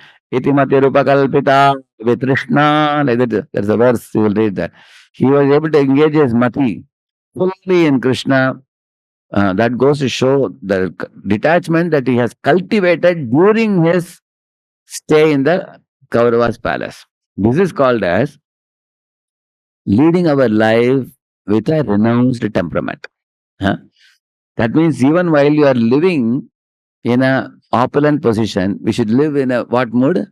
Renounced temperament, he says. Like Ambarish Maharaj was also living in a renounced temperament. There's a famous verse. Griheshu dhareshu suteshu bandhu vipottamasyandana vastushu akshaya ratnambaranambaradishu anantakosheshu akarot asanmatim. Ambarish Maharaj was living in a very opulent palace. It is said he had many wives and many children and a royal throne. He was wearing costly dresses and ornaments he was wearing. He had many elephants and horses, many soldiers, many people doing Jai Jaikar for him every day. Ambarish Maharaj, bada rahe hain, dhan, dhan, dhan. And then people will be showering flowers. It's every day like that. So he got a lot of respect and he was king of the whole world. But Akarot Asanmatim, he considered all these things to be like a piece of stone, he says, because his heart was always remembering Krishna, he says. Which means, here is I gave you example of Bhishma, I gave you example of Ambarish Maharaj. These people actually knew that, yes, I have a great material affluence, but these things will be gone. They are here today and they'll be gone tomorrow. So they lived in a renounced temperament. Even Vidura also, he was having a royal palace, brother of Dhritarashtra, counselor of king, minister also. And suddenly one day our Duryodhana spoke sharp words and then told him to get out, correct now? He said, throw this man out of the palace only with his life air. He lives in our palace and eats our salt, yet he is more. He is always, contemplating on the welfare of our enemies, which are Pandavas. Throw him out of this palace. Like that he spoke, Duryodhana. Although he was insulted sharply, Karna Banair, it is said, it was like arrow piercing his chest. He tolerated that and then he went on a pilgrimage and he was ready to forego the facilities like the palace, name, fame, position, post, everything. Because Prabhupada says in the purport, Vidura always lived in the mood of renounced temperament. He says, he didn't lose anything. When do you lose? Only when you possess it in your mind. In your mind, you never possess something. You don't fear losing it, correct, no? But who will fear to lose it? A person who is very possessive of it. Like there was one Kaushik king. This king he saw many saintly people with saffron dress. So he came with one judgment. If you wear saffron, you become happy. That is his idea. You will always be cheerful. So he also was at most retiring age. He was like 50, 55. So he took the saffron dress and went to forest. Lived by the bank of a holy river. Many hermitages were there. Many sages were living. He took one hermitage and lived there. But 6 months passed. He was very morose. So one day he called one sage who was passing by, elderly sage, and to his hut and asked, Sage, I am also like you, all of you guys wearing saffron, but I'm not happy here. Any reason for my lack of peace of mind? So the sage knew who he was, but the sage pretended not to know. He asked him, okay, tell me, who are you? You don't know who I am? I am Kaushik king. He said, Kaushik, who is Kaushik? He asked him. Then this fellow started telling stories about his chivalrous nature and how many elephant horses he had, how many wars he won, how many kingdoms he was ruling, what all he has done. He spoke half an hour about his glories and everything. He got tired. He was breathing. Sage gave him one glass of water. Please drink water, relax for some time. This is the cause of your mental problem. Because you have given up your kingship, but you are still attached. That attachment is causing you this problem. Your minds, therefore, ashahi paramo dukkham.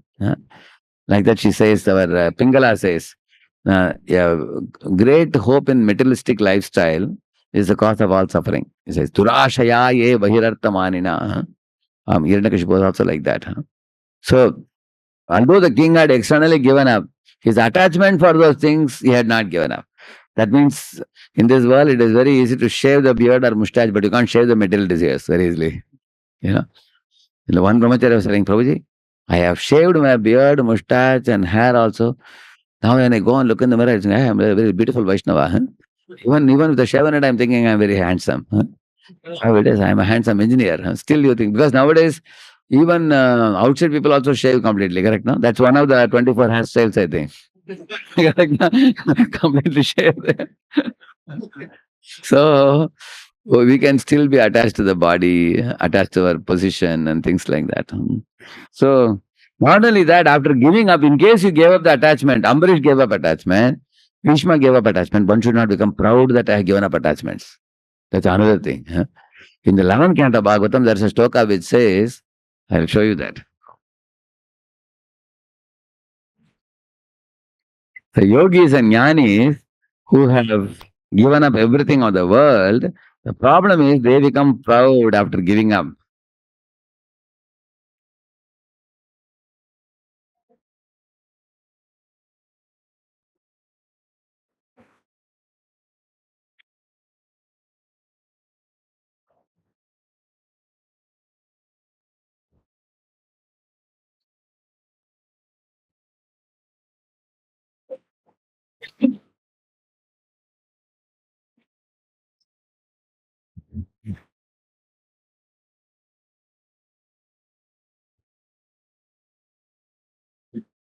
It's there in there.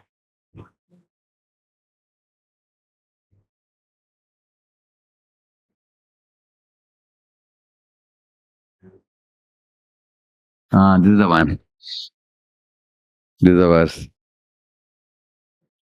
Read that, one of you. Who else? Who has the mic with you? You need the mic? Okay. So it's not coming. Just verse number is 11:4:11. You can take this quote. 11:4:11. I think power went, I think. Srimad Bhagavatam, 11:4:11. It's very important verse. It went and came back. Before you can complain it came back. Quickly. You said Hare Krishna.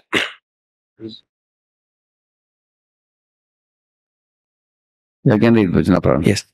Shudputrikala gunaparo maruta jauhashaishna asman apara jalam ati priya kyochit krodasya yanti falasya vasham kadegor majjanti dushcharata paschat vrutosh jana janti. Translation. Translation. Some men practice severe penances to cross beyond our influence, which is like an immeasurable ocean of endless waves of hunger, thirst, heat, cold, and the other conditions brought about by the passing of time, such as the sensuous wound and the urges of the tongue and sex organs. Nevertheless, although crossing this ocean of sense gratification to severe penances, such persons foolishly drown in a cow's hoof print when conquered by useless anger. Thus, they exhaust the benefit of their difficult austerities in vain. Yeah. So here is the yogis and jnanis, the anger arises from pride. They become proud and angry, due to which even after giving up everything of the world, they give up attachments and sense gratification, but they become victim to false pride also.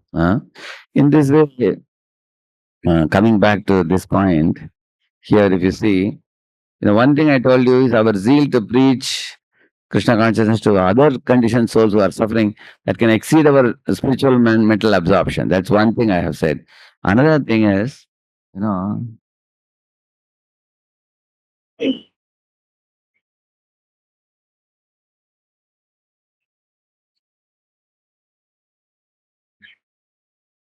see, our worries about past and fears about future can control us. Huh? So preserving what we have and then getting what we want. Huh?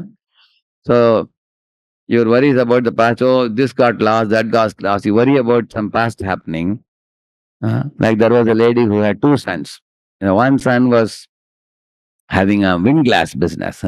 Another son was doing umbrella business. So one day it was raining. Immediately she started crying. She said, "Oh, alas, my windglass son won't have any sale today because it's raining today. If sun is hot, then only people will buy windglass," she said.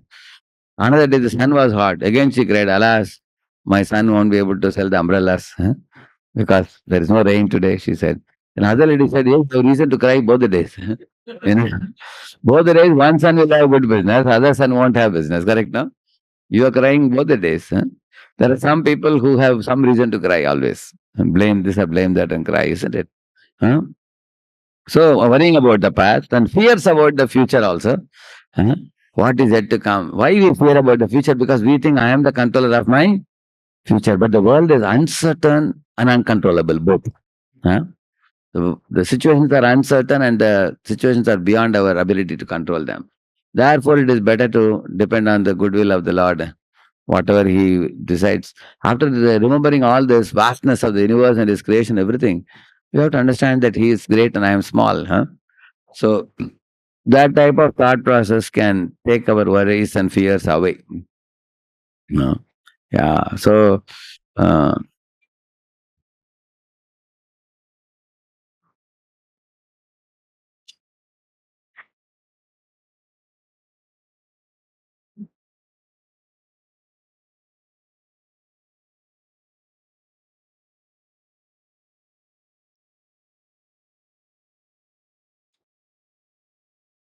see, our mental attachment to five P's, we call it the five P's that pinch you. What are they?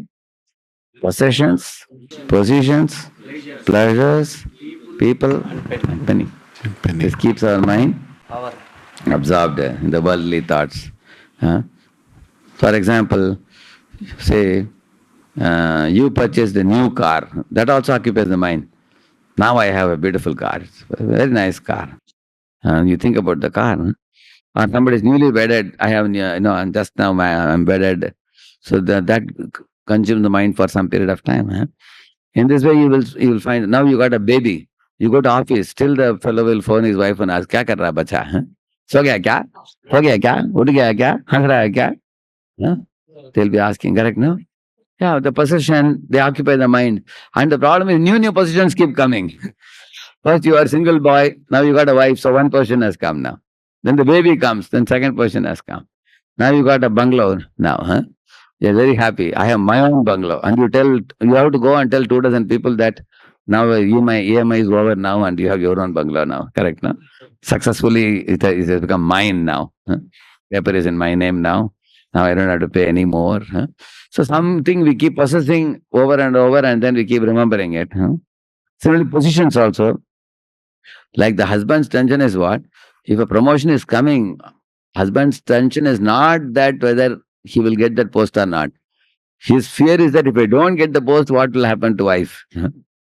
Sometimes wife is encouraging him and saying that, please do this, do that. Somehow you get that post because salary is going to become 1.5 times.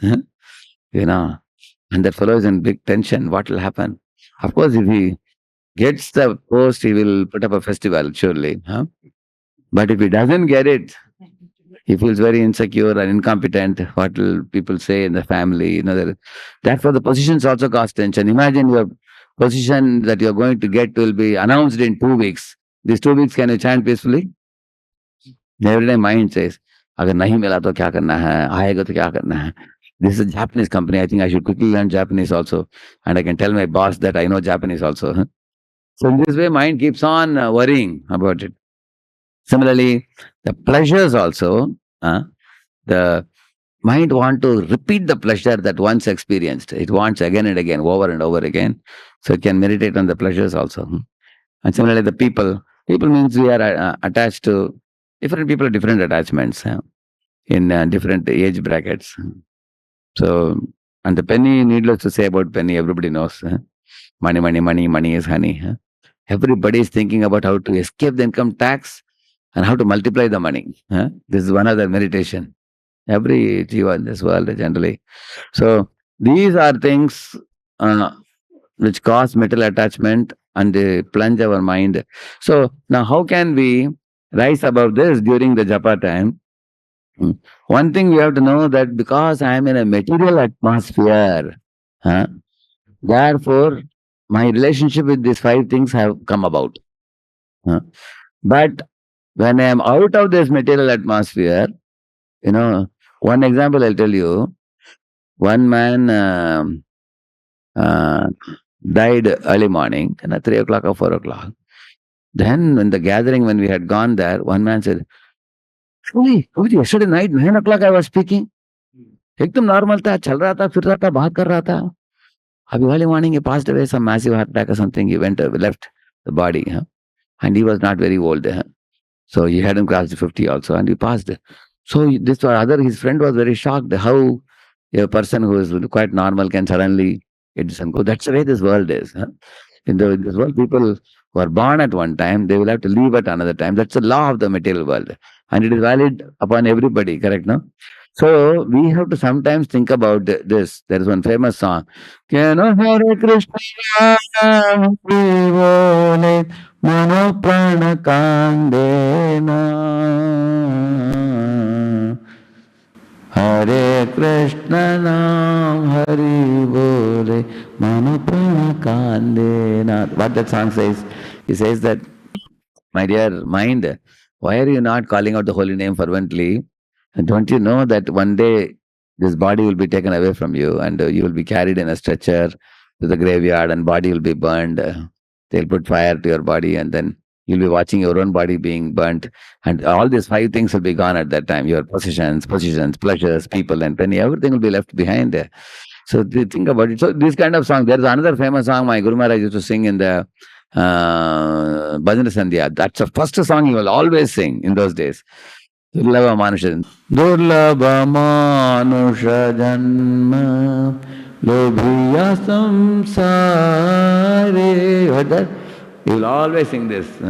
Whenever he began Bhajan Sandhya, this is the first song he will sing. So that's very, very meaning. If you see, it's really, it will shake us if you read the meaning. Strigal, all this fox and this and that, so many things it says. He'll be frightened.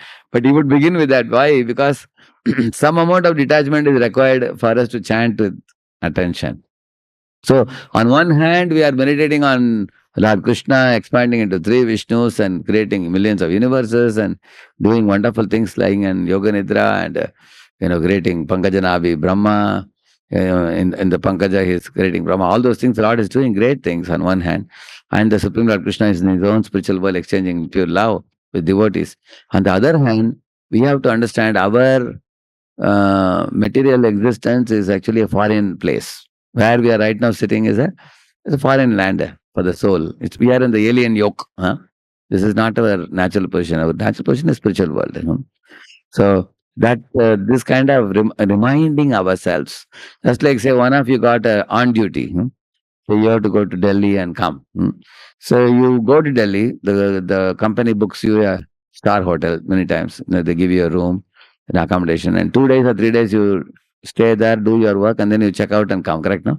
So like that you should think when you come to material world. I have come and I'll be staying here for 50, 60, 70 years, then we have to check out and go back. Either go to another situation or go back to Godhead. So therefore we should live in the mood of renounced temperament. So that renounced temperament of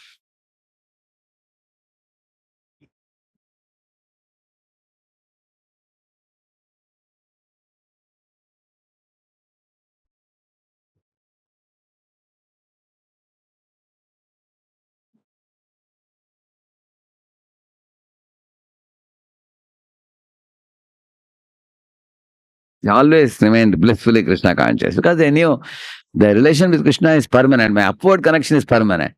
But my connection to the material world is temporary. So therefore, they could carry Krishna in their heart. Therefore, we say, Swa antastena gadabrata, it is said. So one last example I'll give and I'll conclude this talk now. We have already reached the time. You see, say one of your friends is going out of station for 3 months. And that friend gave you his stereo, big stereo with very good speakers, very high quality stereo he gave. And he said, just keep it in your house.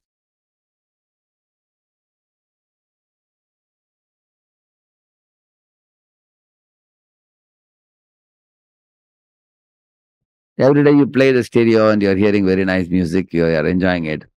After 3 months, when your friend comes back, what is likely to happen? Huh? You know that he's going to take back the stereo. So by the time you are likely to have developed attachment to it. When your friend comes and asks, can I take my stereo? You may say, can I keep it myself? बहुत अच्छा लग रहा है हमको. So in this world, by regular interaction with people and things, we develop attachment. And then we are not able to see those things as Krishna's. We consider those things to be ours. Another possibility is when you have such a stereo facility, you are hearing it, but at the same time, you may be neglectful of it and maintaining it. And it's not even there in front of you, and your friend comes and asks after 3 months, hey, I gave you stereo, where is it? Oh, I saw my small boy carrying it to the rooftop and opening the stereo and checking. I think he's going to be electronics engineer in future. you know, you know. He want to test this PCB and all those things. Very intelligent boy, you see. Therefore, and so would say, I gave it to you to keep it so properly. Now your son has broken it and everything like that. That means he's totally irresponsible. So that's another extreme.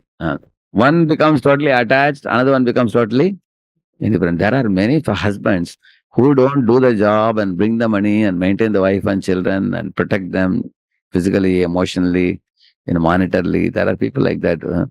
In fact, I know from people where husband is drinking and lying outside a liquor shop and wife has to get her 3 daughters married by doing a job herself, earning money. There are people like that. These are irresponsible fellows. They don't take care of the dependents that Krishna has given them.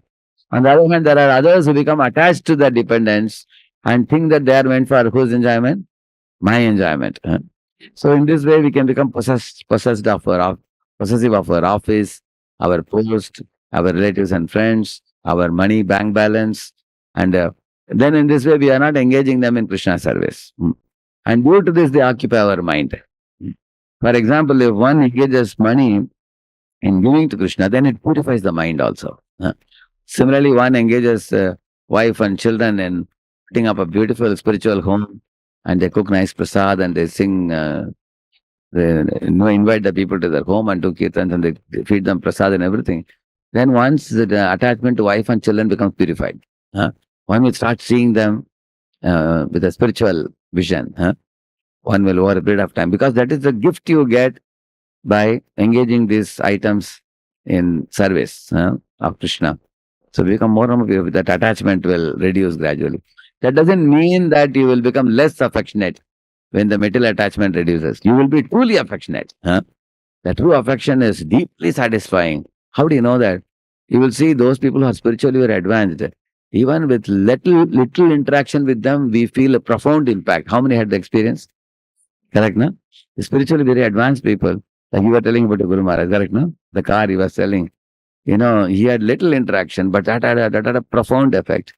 Because the real love is of the soul. Soul to soul connection is very powerful when Krishna is the center. That impression remains with you for years together. Even a small meeting also. On the other hand, the bodily attachment alone is extremely superficial. If man and woman are attracted only to their bodies, when they get old, that attraction won't remain. In Tamil Nadu, when a boy is going to get married to a girl, some of the things they ask in Tamil Nadu, in those days, not now, I don't know what they ask now, but in those days, they would ask whether the girl knows to sing some Carnatic songs, whether she knows to play veena or something, whether she knows to cook nicely. So therefore, the mothers would prepare their daughters to do these things, because Even though like my mother used to sing Carnatic songs, she was a very good singer, and my two sisters also became music teachers. Also, they also learned Carnatic music and everything. So when I would come home sometimes from the college, I would see my father and mother would be sitting in the jula. My father would be hearing, mother would be singing. Now they are very old. The gross attractions over a period of time will be gone. But this finer, you know, like when she would sing in different raga, he would relish. So, or somebody is playing veena and singing a devotional song. So these things are very charming to the heart also. And also spiritually, both are advanced.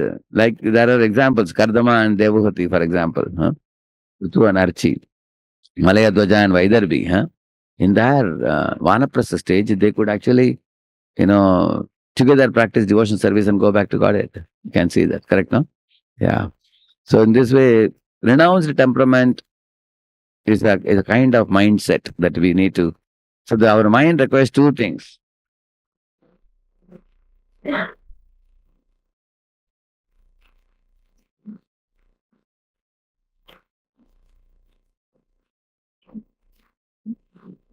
Opposite IIT.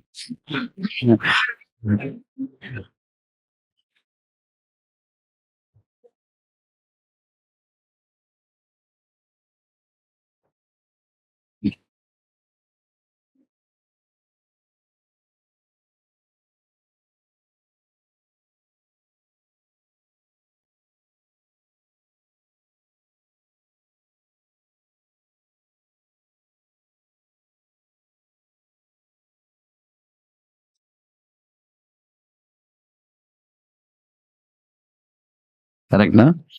He's born in demoniac family, but he experienced such pure love. Vishma also.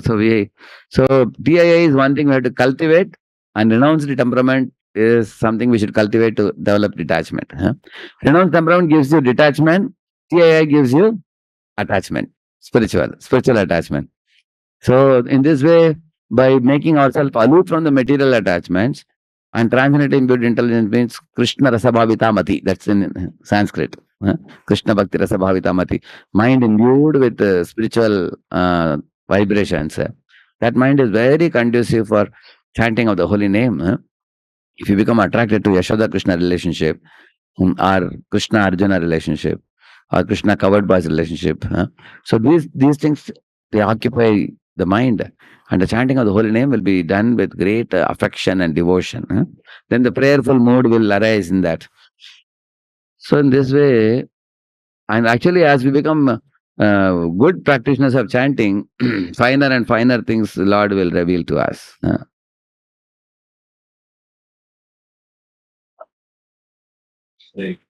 Now you can see the whole thing in one snapshot. You can take all the 11 points. Chanting Hare Krishna attentively with absorption.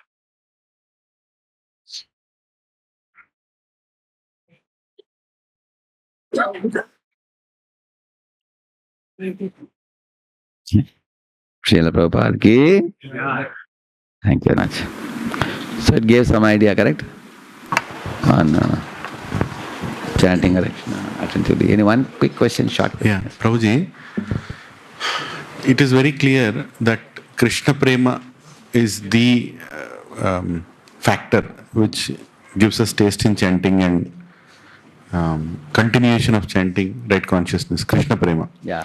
Now, when we start preaching to new people, we expose the material world first. Correct. Their assumption in which they are living, goal of life is lacking, difference between animal and you, all that we take them, right? And then they become, at one point, they become empty. That, okay, you made me empty now. Correct. I'm getting up in the morning, I'm feeling very weird. What am I doing here? Because I don't belong here. Correct. But they have not been given Krishna Prema. Krishna Prema is yet to be. No, you are giving it in different ways. For example, you are giving them Krishna Prasad, and they like the Krishna Kirtan also. And then Krishna Darshan, you bring the deities, and there is a Kirtan, there is a decoration. And sometimes there's a drama also. Yeah. There are many cultural aspects. Through that, they get something devotional also. And in your lecture also, you will naturally talk about Arjuna and Duryodhana went to meet Krishna. Yeah. Arjuna chose Krishna. So in that way, So our lecture should be a combination of three things, sir. One is devotional component. Another one is curbing sense gratification component. And thirdly, removing, foolish faith in, material science.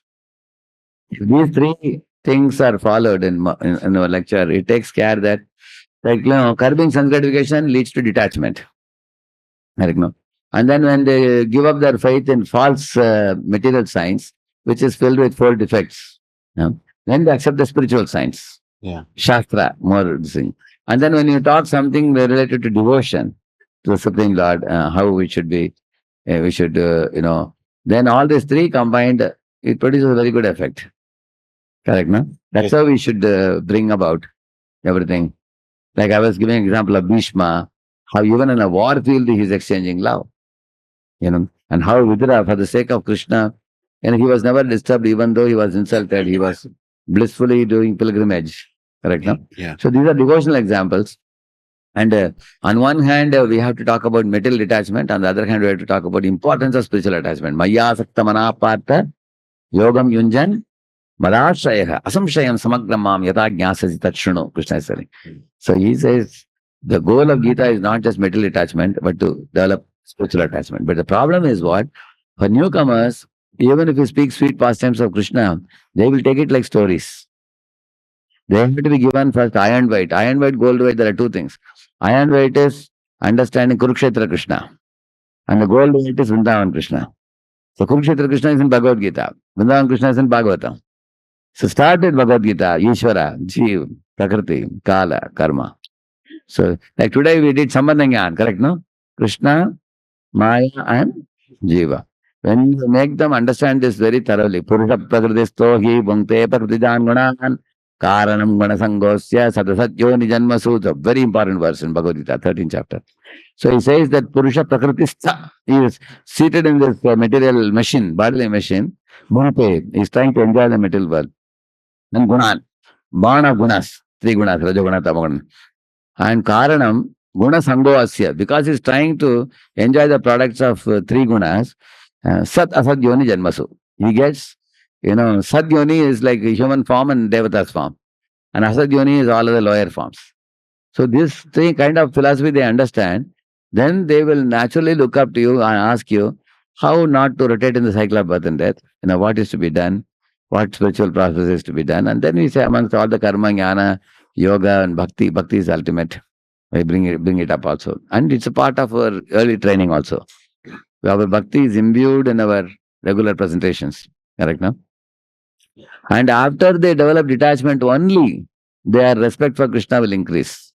Because if they don't have if they are not giving up false conceptions, telling Krishna Leela and all, that will be taken very lightly by them. They are not going to take it seriously. Kintu adarat anudinam kalusaiva jushta. That adar is very important. Without respectfully hearing these kind of things, especially talks about Krishna, they are likely to take it very lightly. Initially, Prabhupada also says in the beginning of the Gita, at least one should theoretically accept Krishna to be supreme. He says that. Because Asita, Devala, Vyasa, Swayam, all those things, and they all have said, even Shankara, Madhva, Ramanuja, they all have declared Krishna to be supreme. So at least some theoretical understanding they have that God is not impersonal, God is a person, He is the ultimate. Some understanding they have, but understanding it becomes enhanced when they keep coming for many classes. Yes, Prabhuji. I was actually also going to say at the end that, our sequence of preaching, one is, there's little bit dilemma that happens with some people. Clear, Correct. That's something that is very different as compared to other institutions, because we often meet people who have gone to many other places and they come. And we sing the holy name right from the beginning. Yeah. In your program, you make them dance also. Correct? They're catching the hand and dancing, coming for a I've seen that. And they get prasad. See, prasad is the best form of Krishna which even newcomer can appreciate. Correct, no? Kirtan also people like very much. Sing. See, they are agreeing to join the kirtan and dance is also a sign of submission to Krishna, correct, no?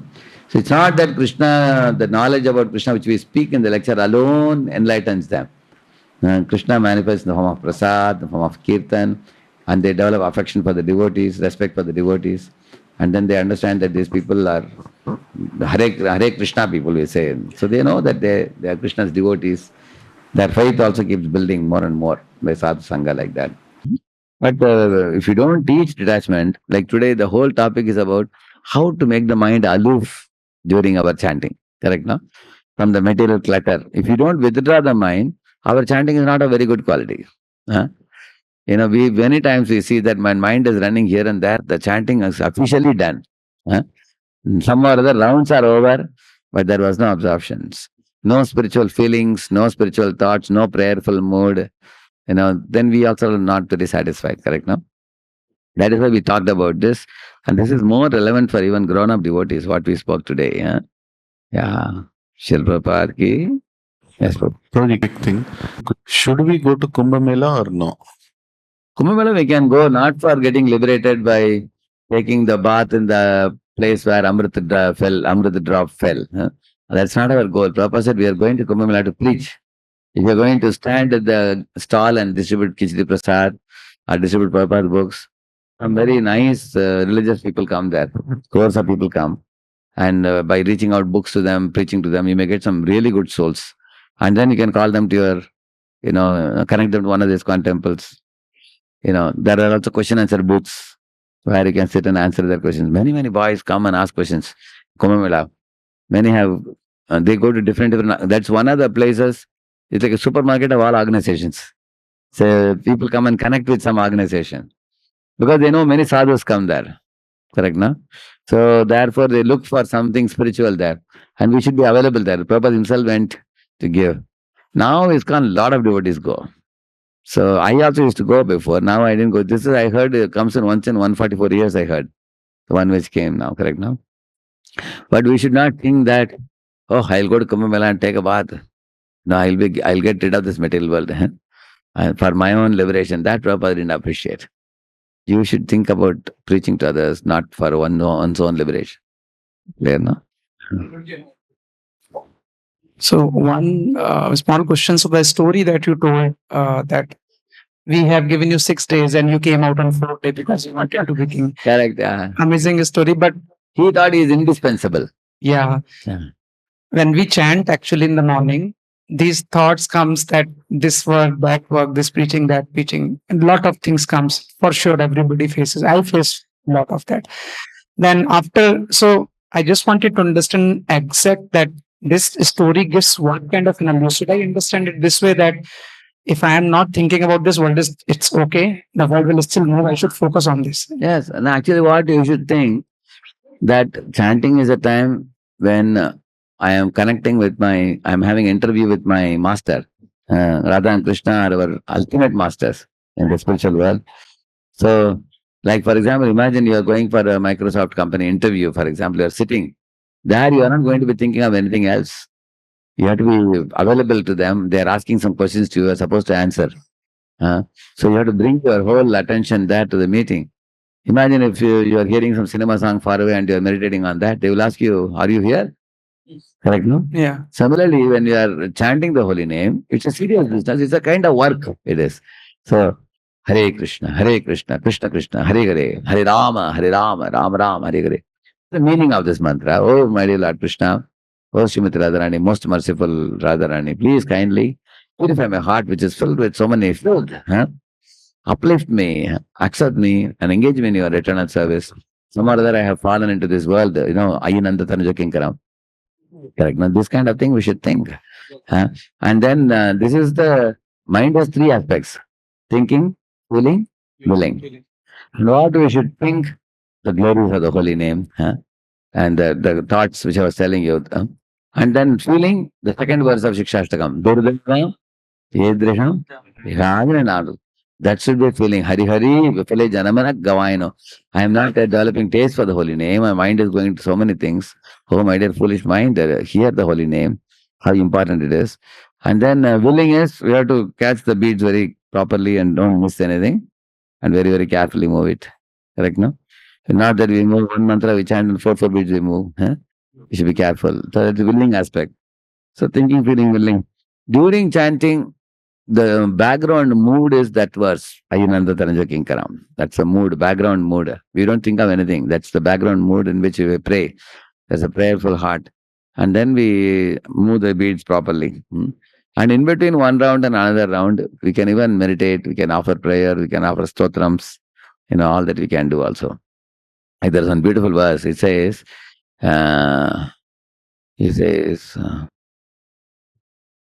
Sachartam Vismritam Ratna Hare Nameva Kevalam. How it begins? Aho dukkam mahadukkam dukkat dukkataram maya yatha Sachartam Vismritam Ratna Hare Nameva Kevalam. You know what he's saying? In this world, many people are afflicted by dukkha, suffering. But the mahadukka, the greatest mahadukka is what? Chasing after the kacham. Kacham means chasing after the glass pieces in this world. I have forgotten the Ratna, which is Krishna's holy name. Like that is saying. So, this kind of prayers can be offered in between. Then we'll take the holy name more seriously. Correct, no? Memorizing the shlokas and everything. Yeah. Getting late, I think, is it? Same question we had. See, you should be responsible, but not be attached. See, responsibility means, for example, while doing the work, be responsible. But after the work is done, don't worry about the result, Krishna says. Correct, no? Leave it to him. Because who is in control? We are in control or he is in control? Like I have given an interview for a job. I am going to decide my joining or the panel will decide. The panel is going to decide. Why worry about it? That's the point, huh? Leave it to them. Yesterday, Chaitanya Charan Prabhu was talking, on Mahabharata. He gave a wonderful example on this. He said, once somebody went to His Holiness Radhanath Maharaj and he said, I made a lot of amazing plans to preach and expand this mission. Maharaj, this plan, this plan, this plan, this plan. He told everything to Maharaj. And then Maharaj heard all that and he said, I am 100% sure you will be successful in your preaching and I'm 100% sure none of your plans will work. Like that. Because plans are so complicated and so much that your plans will go, but your intention will be heard by Krishna and you'll be successful. That he was saying. Amazing. Yeah. Actually, we are not asked not to plan. We can plan, but we should be detached. Because Krishna knows what is best. Huh? He also told this. Correct. We can plan, but we should be detached. Why we should be detached? Because ultimately Krishna knows what is best. Because we may be thinking that I will do this, I will do that. It will not be very good for us sometimes. Yeah, the very same things which you plan may be detrimental for us. And another thing is, we also should be curious in life and we should be in a state of wonderment. What is Krishna planning for me? What is going to come ahead? I don't know. And you can pray to Lord, please, whatever difficulties may come, please give me the right intelligence to not forget you. Always remember you. That kind of prayer we can do. Otherwise, and especially during chanting, we should not allow the mind to plan. Actually, it is possible for us to quit the plans during the chanting, like Haridas Thakur did. He said to the prostitute, what he told her, I will meet you, but not now. Now I will chant. After that, I will fulfill your desires, he said. That's called Haridas Thakur formula. We should say no. Because, yes, there is time for planning. Correct, no? Imagine, for example, you are sitting with your family to dine at night in the table, and you get a phone call from the office. Beginning of your food to end of the food, you have been talking continuously with some colleague in the office. So naturally, your wife and children will be dissatisfied. They will say, what is this? You're doing drama, huh? All the while you are talking on phone. Even during prasadam also, you are not talking to us. Same way Radha Krishna will feel. You are chanting holy name, naam ke vaste, but your whole attention like a phone you are giving somewhere else. They will say that you are not doing this properly. So we should do one thing at a time. Right now, the time is to be with the Lord and remember our eternal position, eternal connection, and absorb ourselves in that and not, worry about the temporary petty things of this world, which anyway will keep going. Correct, huh? Yeah. So these are things which we can talk now. During chanting, we have to strenuously exercise. That's why chanting is not an easy activity. And chanting requires strenuously. Prabhupada says, yes, mind will wander. Maya will pull mind in another direction. You have to pull mind in this direction. Not there. Come here. Like one father was sitting with the baby. The baby was always getting down and crawling away. He would pick up and bring it back. And between listening to the class, in between, baby will go. So you have to bring it back. Mind also have to bring it back. And then by that regular exercise only the concentration comes. But if somebody lets the mind go away, then concentration won't come. That's why he says, yato yato nischalati manas chanchalam astiram tato niyame etat atmanye vavasham nayet, he says. Whenever the mind goes here and there, pull it back, bring it to the focus, and pay attention to the chanting of the holy name. That's a so one part of it I did, chanting Hare Krishna attentively is absorption. There are two more points which I will tell in the next time I come about what causes us to lose our attention. During the chanting, we will talk more later. Okay? Oh, yeah? In a recent reading class, I heard this question from somebody who was new. Okay. So she said that until now, we were thinking that Vishnu is the primary, and from there Krishna is the incarnation. When we come to ISKCON, suddenly you people have turned everything around, and you say that Krishna is the source and this one. So in such situations where you don't have much time to explain the entire creation process, yes. what should be the ideal answer, like a elevator pitch? Most easy answer that you can give her is you can say, why do you distinguish between Krishna and Vishnu? Lord Chaitanya says, Krishna, Vishnu and Ram, if anybody sees difference between them, is a Pashanti, he says. There's one shloka in the Chaitanya Charitamrita.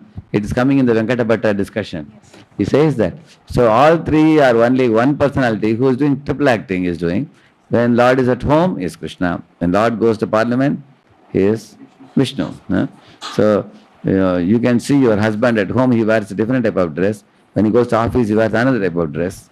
In home, who is wearing formals and pant shirt tucked in with full shirt? Who is going to wear like that? At home, we wear a simple dress. Like that, if you say that, it will be very easy for them to immediately accept it. And then later on, actually, what to speak of her, even many demigods are muhyanti at sureha, he says. Name vidu suragana. Even the devatas, even Brahma was put to bewilderment. Indra was put to bewilderment. What to speak of that tiny Mataji, somebody, correct, no? So everybody can be put to bewilderment. Understanding Krishna is not an easy thing. That will take time. But you can make it easy like this. So then they feel little light. Okay, they are not saying that Krishna is above Vishnu. Krishna and Vishnu are same person in two different moods they accept. When they become very advanced, when many years they pass, then they can understand. There's one famous verse by Rupa Goswami Pad. He says that Divya Sargadi Kartritvam Brahma Rudradi Mohanam Bhakta Prarabdha Vidvamsam. In that verse, he says, what to speak of Brahma? Even Rudra was put to Mohanam. Brahma, Rudra, Adi, he says, even Balaram was put to Mohanam. That is explained. So, Krishna is above all. That can be made to be understood at a later stage. Another question which many people have is that you say that Krishna is directing everything, all our actions, which means that Krishna is only directing if I do a bad action also. Nadatte kasyachit papam nachaivam sukritam vibhu. Krishna says in Bhagavad Gita, Nadatte kasyachit papam. I am not the cause of your wrong activities. For example, one maths boy in the maths subject, he got fail marks. He was telling his friend, see, this crooked principal of the school, he has failed me in maths. And his friend said, why are you bringing principal? This fail marks your teacher gave. And that too, she gave you fail mark because you have not fared well. And above the teachers, there is a HOD. Above the HODs, there is principal. Principal is pretty far away. He is not standing next to you to make you fail. Correct, no? Similarly, Krishna is in the spiritual world. He doesn't directly interact with our karmas. Our karmic reactions are awarded by the Chayeva Karma Sachiva Sadhava Dina Vatsala. That verse says, Devatas are Karma Sachiv. They are secretary for the karma. They only award the fruits. So, and according to good and bad, they award the fruits. And then somebody is choosing to smoke. The choice is made by the jiva and the facility is awarded by material agency. So, the cause of any bad action, there is one verse, you can read this verse. Karya Karana Kartrutve Hetu Prakritiruchate Purusha Sukha Dukhanam Trutve Heturuchate. This is a verse in the Bhagavad Gita you read. See, Karya Karana Kartrutve. For example, once you have chosen an action, the consequences are given by Maya Devi. Once you, like somebody chooses to smoke cigarette, they will get lung cancer. Somebody chooses to do yogasanas, you will get very healthy body. That results are given by her. But Purusha Sukha Dukhanam Bhoktrutve. Heturuchite. That jiva is there. His sukha dukkha, the cause of it is himself only. He says, nobody else can be blamed. You throw a ball, you get it back on you. It comes. Is it What was that previous Bhagavad Gita shloka that you mentioned? First shloka which I said, Nadatte kasyachit papam. You can read that verse. Huh? Nadatte kasyachit papam. Nachaivam sukritam vibhuhu. Yeah. There Krishna says, I am not responsible for your actions. You choose to act and you take the consequences. Like that he says. Huh? So, yes, people can blame God so that they can go on with the nonsense. Huh? So the Lord says, no, sir. You reap as you sow, so shall you reap. What you weave now, you have to wear later. All these are said in the scriptures, correct? No? What you weave now. One quick short story, I'll say, 2 minutes. See, one man was a mistri under one zamindar. He was working with him for more than 20-25 years. And then one day the mistri decided that I'm going to retire now, go and meet the zamindar. Zamindar said, please kindly stay. Why do you retire? What difficulty you have here? He said, no. I want to be with my family. I'm going to, although I belong to the same village, I don't want to work anymore. Huh? Now I am already old. I'm 50, 55. I want to retire now, he said. Then the Jamindar said, okay, at last make one house for me. I'll be very grateful if you do this work. And then make the house in the whatever way you want. And then the Zamindar had in his mind that if he make the house, I will give him a pleasant suspense.